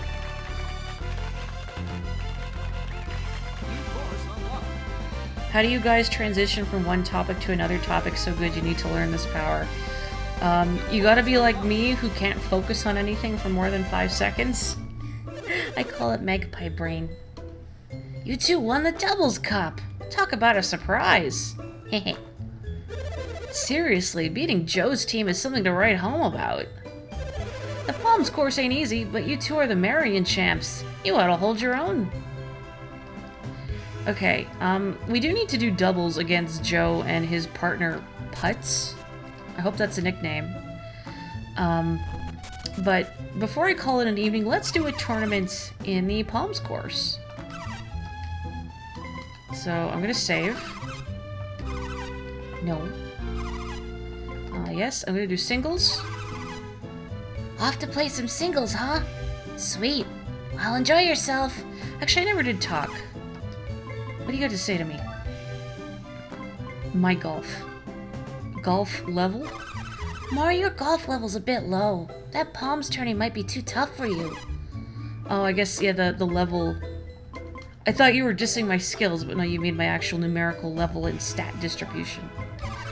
Morri, you're keeping the ball in the fairway 88.8% of the time. That's great. You're hitting 44.4% of greens in regulation. That's great. You're 100% for par saves. That's excellent. You're putting an average of 0.7 times per hole. That's excellent. Morri, you're playing really solid golf right now. Way to go. Now I bet if you just push the envelope a bit, you'll be posting amazing scores in no time. Thank you. ADHD. Hang on, I'm looking at the chat. You found that companies/celebrities are becoming far more willing to participate in memes either directed at them or within their respective industries as memes of further capitalization of interest or profit. Yeah, it does kind of ruin the fun, doesn't it? Says here, opening soon. Next Gen Epic Golf Mini Park, or EPOC. I always say Epoch, like the ship in Chrono Trigger, but I know you can also say Epic. I kind of prefer Epoch, to be honest. This isn't the Marion Club. Oh, the greens may be huge, but you can only use one club. Go for the miracle hole-in-one. Do I plan on streaming any Luigi's Mansion series? I don't know. I really enjoyed Luigi's Mansion 3, but I played it with my pal, and I feel like it wouldn't be the same doing it by myself. Says here, made to order golf clubs crafted here. Anyway, let me just like dig around. Ho-ho! I got a custom ticket. Nothing in here. Yeah, making memes into products. That's what I don't like. You're ruining the spirit of the thing. Nothing funnier, though, than Sony seeing all the memes about Morbius and re-releasing the movie into theaters, not realizing the jokes were making fun of the movie, and the movie was a box office bomb twice. Right when you thought the Morbius memes were getting old and unfunny, that happened. That is pretty funny. Hang on, I gotta check what this is first. Oh, okay, this one. I saw some. Yeah, I saw the thread about a venti PSLs isn't adequate hydration on the trail. Did you know it's pumpkin spice season? The pumpkin spice must flow. Help me. Help me. Whoa, you got yourself a custom ticket. Nice. Give me that and I'll make you a sick set of custom clubs. How about it? Sure. Cool. What kind of clubs do you want?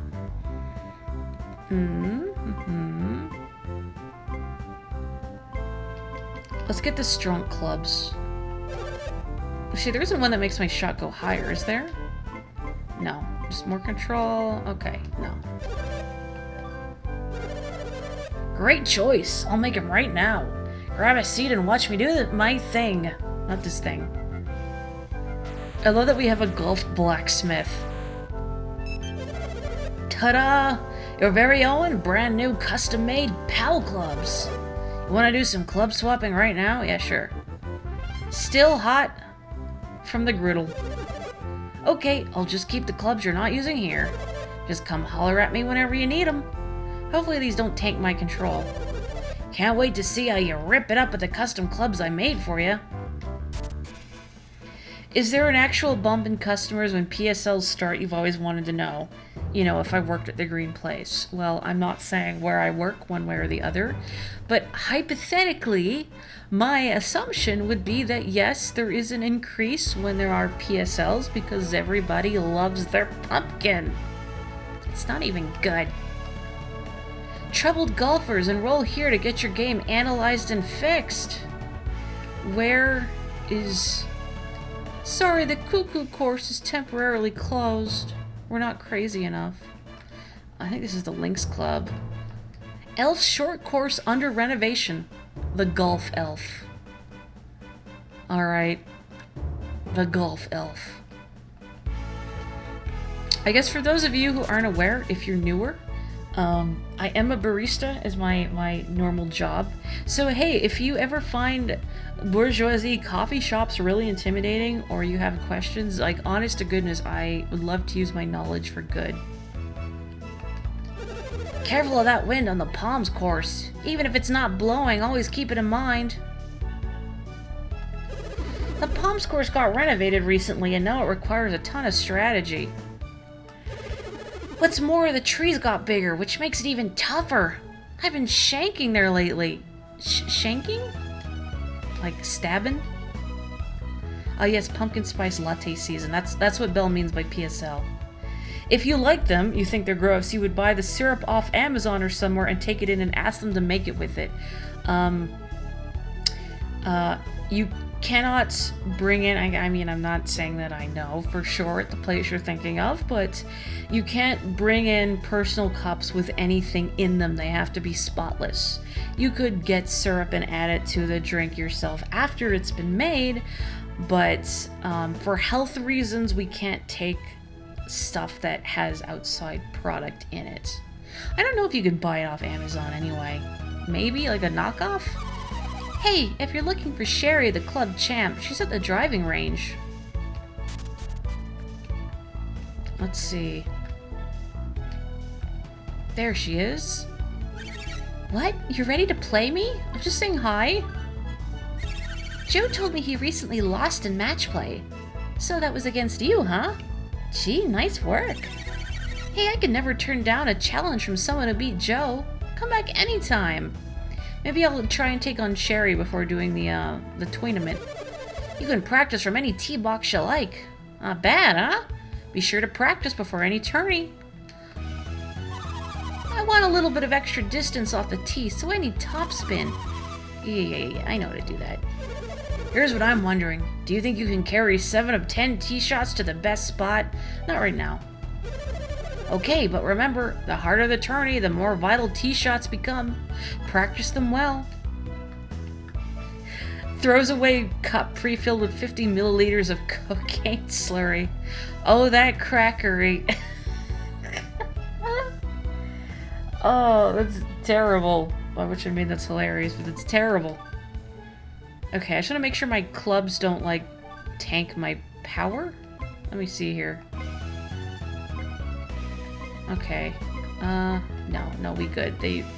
My shot fades a little, but I don't seem to have my control affected, so that's fine. Gateway drug to smackery. If you want extra distance off the tee, try hitting the ball. Try hitting the ball harder. I was gonna say farther. Try hitting it harder and farther, genius. Sure. Oh right, you're the one that beat Joe in match play, huh? I guess I'll take your challenge. Come on.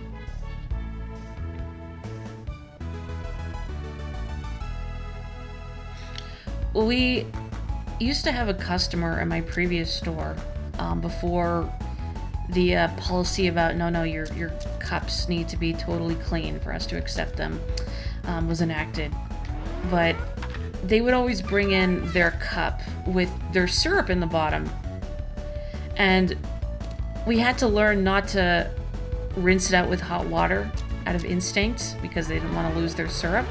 But for the longest time, because it was so strong smelling, I thought it was like rum or something.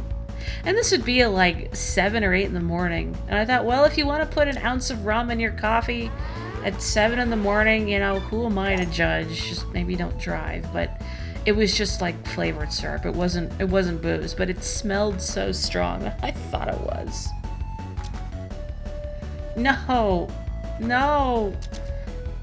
That's the new Daft Punk song. Oh, I trip over my words so much, and I just have to pray that it doesn't come out as something embarrassing. It's approaching tea season. You want to get back into tea. Belle, it's always tea season. Although granted, because it's so hot, I tend to only drink it early in the morning. I'll have to try and get up nice and early tomorrow so I can make a nice hot cuppa. The Blossoming Rose Latte. Boy, a lot of us, well, I mean, not that we know, a lot of us didn't like that one because it's just the overwhelming floral scent. But it's the syrup that you're missing. Otherwise, just fill a cup with half hot water and an Earl Grey tea bag, and then the other half steamed milk, and then your syrup du jour. I better get it in or I'm in trouble. I can't really see how much it's curving because of this pin in the way.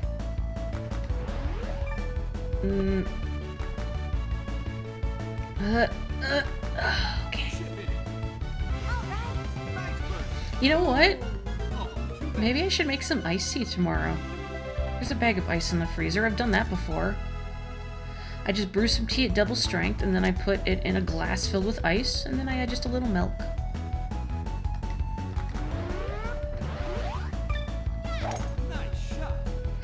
Well, plus the default of a lot of syrups used in recipes are really sweet. Oh, folks, I gotta tell you about... I had an addition to my personal Hall of Fame of worst drinks I've ever had to make the other day. So, the other day I made a small version of one of our new feature beverages. And this small version, it was an iced one, normally has 2 pumps of syrup in it. This person, and it wasn't like the person on the register typed it in wrong, they did an online order, so they typed it all in themselves, and they did not come back later saying this is disgusting, so they must have drank it. Instead of 2 pumps of syrup, it was 10. And along with 10 pumps of the default syrup, they also got 10 pumps of another syrup. So 20 pumps of syrup in this little 12-ounce cup. Sorry, I have to relook at where I'm aiming because I'm just so horrified recalling this. Oh, and they got just like one little shot of espresso. You know, because you don't want to, heaven forfend you taste the coffee in that. And there's also this sugary drizzle that goes on top.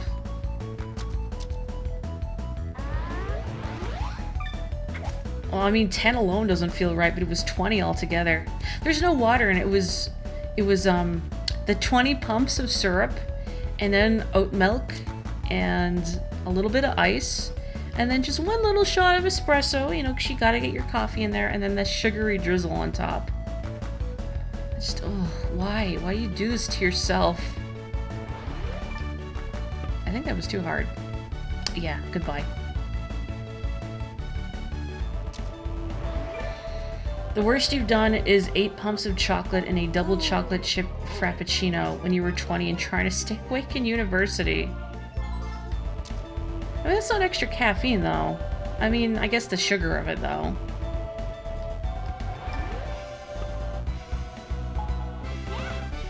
Oh, thank you for joining us, Dak. I guess I should probably call in the evening after this.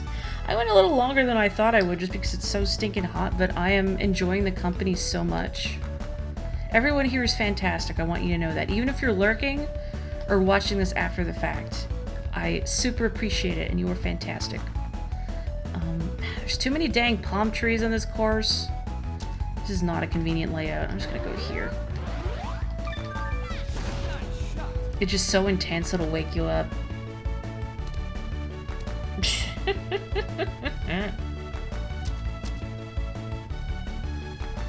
I think adding that extra chocolate sauce wouldn't make it particularly thick. It's the, like, ice and chocolate chips that would increase the viscosity mostly.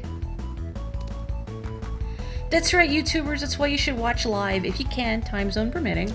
There's all sorts of conversations to be had, like the Cursed McZ, which is an entirely different Mario Golf stream, so it's fine.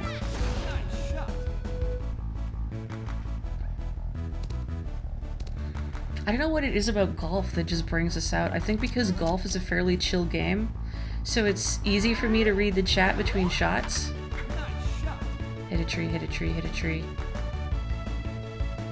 That works too. Yeah.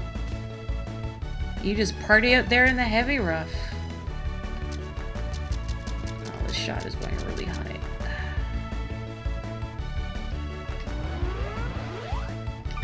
Ugh. That's true. YouTube is good for watching videos if you have nothing else to do and your Twitch is empty. I often have like a video on stuff in the background just while I draw or whatever. I have no attention span, but I like the noise. I find the noise is comforting.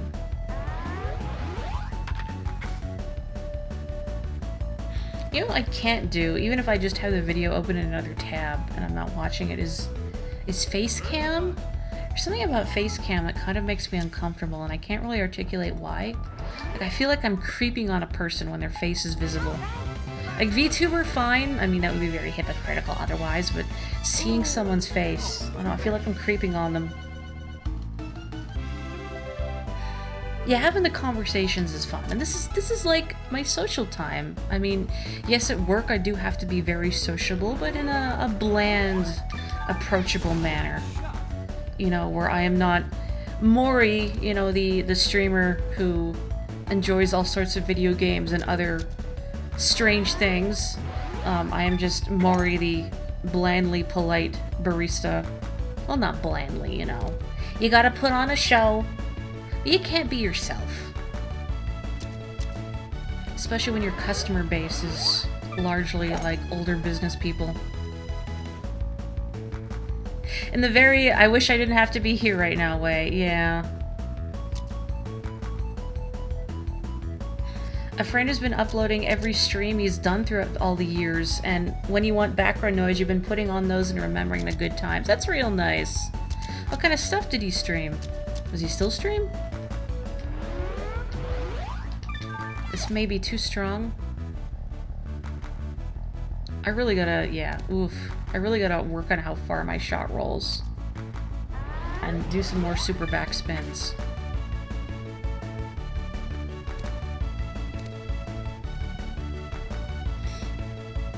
My brother has made fun of me for the customer service voice before. Like if my brother and I are at a restaurant or something and the server comes by to ask us something, I respond in the customer service voice. I can't help it. It's like deeply ingrained. You know the city I live in is big, so it's super unlikely, but you keep getting the weird feeling that your relatives have been customers. Maybe. I mean, you never know. That would be wild. Oh, a variety streamer. He's the one who mentioned playing Netplay Mario Party. I forgot there's a multiplayer Cave Story and Sonic Robo Blast 2-cart. I mean, I could ask every customer I know, hey, do you know Belle?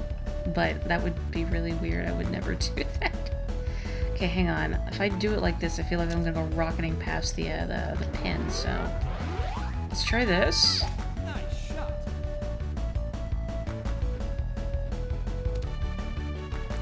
Oh, so close.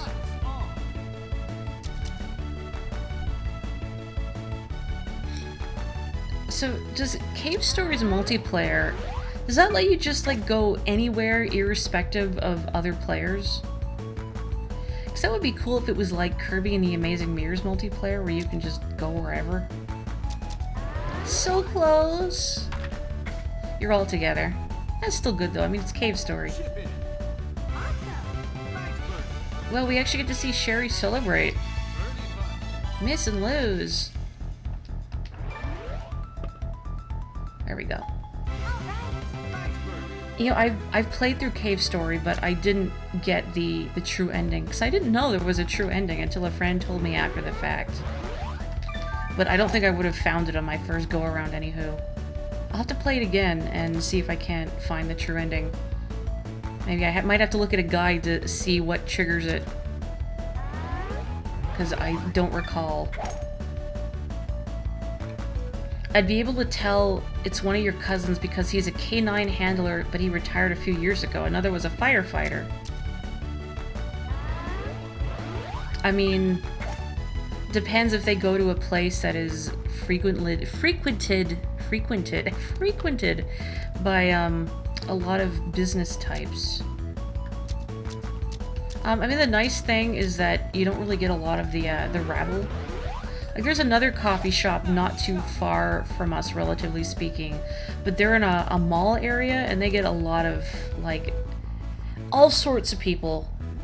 I worked some shifts there before I transferred to this store, because they needed the help, and it was a wild time. Like, there was a guy there who was just so hostile to one of the other baristas, like he threw, like, a stir stick at her. I was saying, my coffee's poisoned. Because there was or wasn't sugar in it? I don't even remember. But it was a weird time. I don't think I would be able to handle that environment. You're in the same room, but you get to explore it on your own. Okay, that's pretty cool. I mean, the rooms in Cave Story can be fairly big. The last time is only your first time seeing the true ending. Am I just off my rocker thinking that it's, you know, a little tricky to find? Or maybe I just missed it. I guess there's like some big jump. I know where the jump is, but if you make it across, that's how you get the true ending, and I didn't make the jump, and I thought, oh, well, you know, if it was, maybe you're not supposed to be able to reach, because I didn't really try to get across. But then distantly I thought, what if you can get across? And I missed something up there, and then, oh well, and then I forgot about it.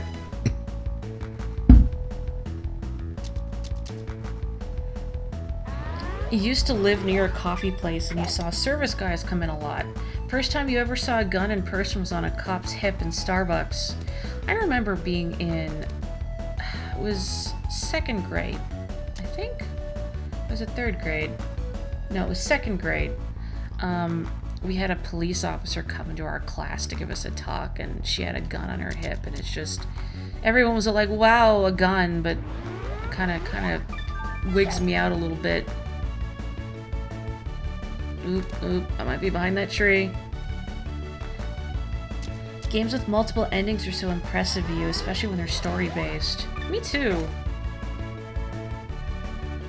Yeah, a little weird.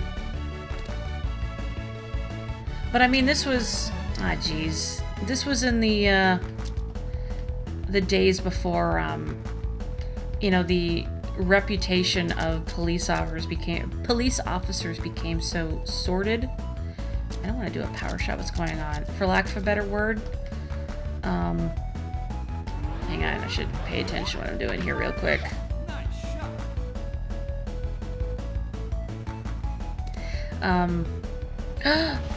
Yes! I got an eagle! Wow. Anyway, I lost my train of thought. But yeah, this was before police officers, you know, people realized that a lot, like so many of them are abusing their power. I remember that really bothered me, just learning that so many police officers just abuse their power, because in my mind it's like, you know, you're signing up to protect people, you know, from those who would unfairly do them harm, not, you know, beat people up and dish out disproportionate retribution and lie and cheat and steal, etc. Where's the justice? Where's the honor? I'm a very idealistic person, if you couldn't tell. City police, at least in the Vancouver area, are considered okay. It's the RCMP that are rightfully taking the reputation hit.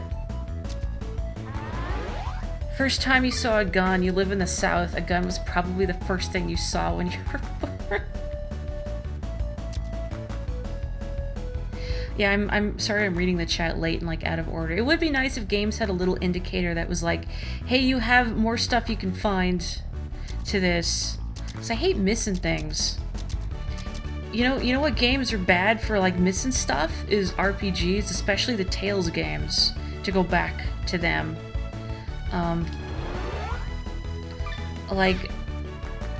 Tales of Symphonia, for instance, has a lot of optional content that you only unlock right, like when you get right up to the final boss's room at the last save point. You gotta turn around and leave the final dungeon, and then all this other stuff becomes available. And there's many other things that are time sensitive that if you don't backtrack and do certain things in like obscure parts of the game, then you miss out on them forever. Like there's a game-wide quest that to even initiate it, you have to backtrack and fight a monster, which on your first playthrough of the game, you probably won't be strong enough to take down. And by the time you are strong enough to beat it through regular gameplay, it will have vanished because it's a time thing. But if you don't do that and then do the other parts of the subsequent quest it unlocks, there's a whole dungeon you can't access. I'll see guns wig me out. Like, I don't think I'd even be comfortable going to a firing range. You know, I don't like loud noises. I don't like just the prospect of things designed for violence. A treasure chest that you skip to see what's on the other side of the fork, but it's progress and you can never return. Ooh. Ooh, Sherry. She is stuck in the palm trees forever.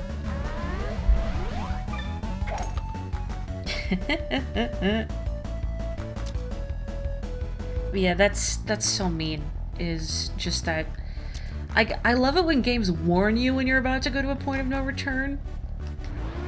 Like I finished Mega 10.5. I should do New Game Plus and see like the ending that I wanted to get. But your companion will always warn you when you're approaching a boss fight, which is great because in Mega 10 you really don't want to be unprepared for a boss fight. But even things like, oh hey, there's a big cutscene up ahead, you know, maybe you should save. Like, even Final Fantasy XIV did that, not in the missable sense, but hey, there's a long cutscene coming up, you know, maybe make sure you have time for it. I appreciate stuff like that. And I'm sure there are some people out there like, oh, that's too baby, the game should just throw boss fights at you. But I appreciate the warning. I mean, one of the Etrian Odyssey games, and I won't say which one, but one of the Etrian Odyssey games, and pretty early on too, you get thrown into a boss fight, and then like it's a dual boss fight.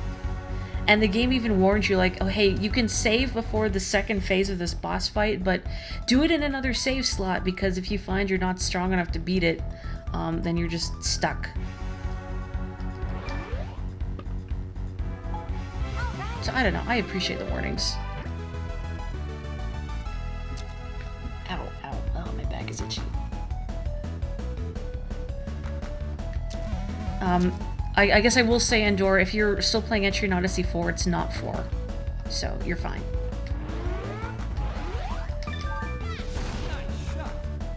It's like I can deal with it. I play RPGs pretty paranoid in that I tend to stay healed up and save frequently anyway, but I like the warning. It's appreciated. Come on, Sherry. There you go.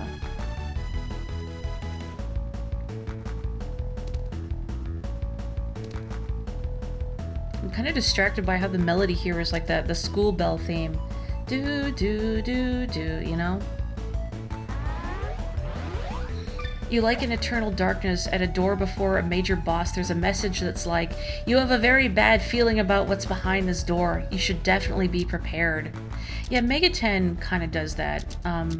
Like in 5, your companion says, you know, like, I sense a strong presence up ahead. You know, make sure are you prepared, that kind of thing. Or in Mega 10's Strange Journey on the DS, your Demonica, which is the powered armor you wear, actually gives you a warning, strong demon detected, when you are about to like enter a room with a boss fight, which is appreciated. Although, you know what? One of the other Shin Megami Tensei games, it's one of the spin-offs, the Raido Kuzunoha, the Devil Summoner games.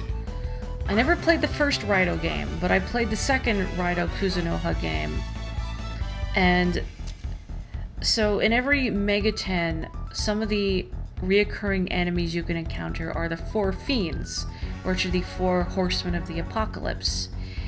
And also a constant in many Mega 10 games is the cycles of the moon, which will affect mostly things like enemy behavior and stuff when you're fusing demons. But aside from that, I remember playing Raido Kuzunoha, and the moon phase was, I think, like a new moon or something.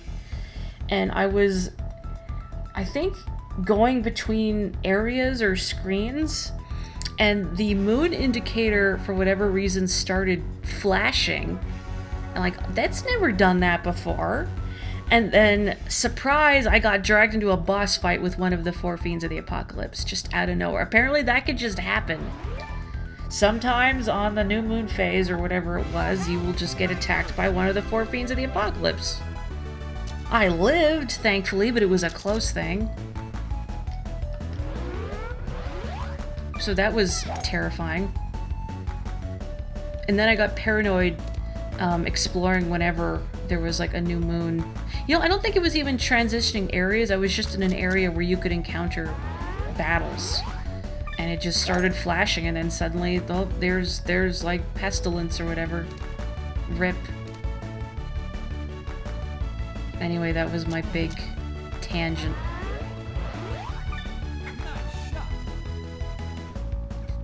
Oh, she didn't hit the tree. I'm so sad.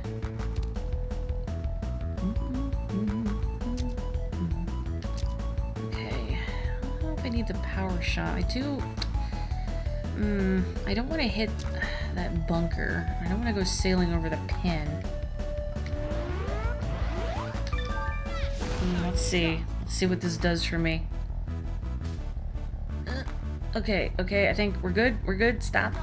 Okay. Nice.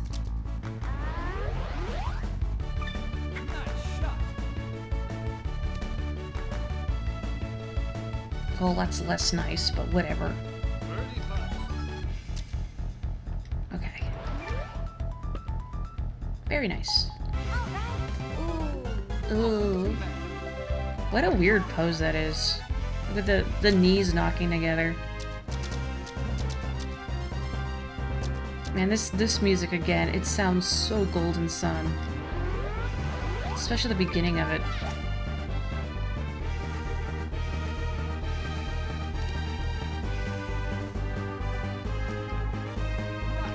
Okay. And I can't believe I've been streaming for so long, even in this oppressive heat wave, but I've just been enjoying it so much. So Tuesday, I'll probably do more golf. I guess there is that little, like, speeding through strange horticulture to see another ending, so that's an option. But I'll probably feeling golf, and then Friday will be Splitois, unless something goes horribly wrong, heaven forfend. But it should be fine. Well, thank you for joining me. It is always a treat and an honor. Oh, gorditas, you want to share with the class? Have I ever had gorditas before? I'm not sure. Okay, Neil, you can have some points as a treat. There you go. Okay, let's see, I want more control.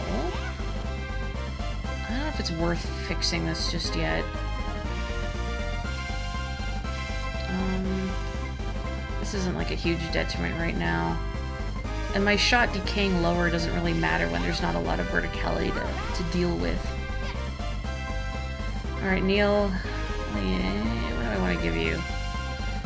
Memory service spin is kind of like the dump stat in this game. It's not really that big a deal. I mean, kinda.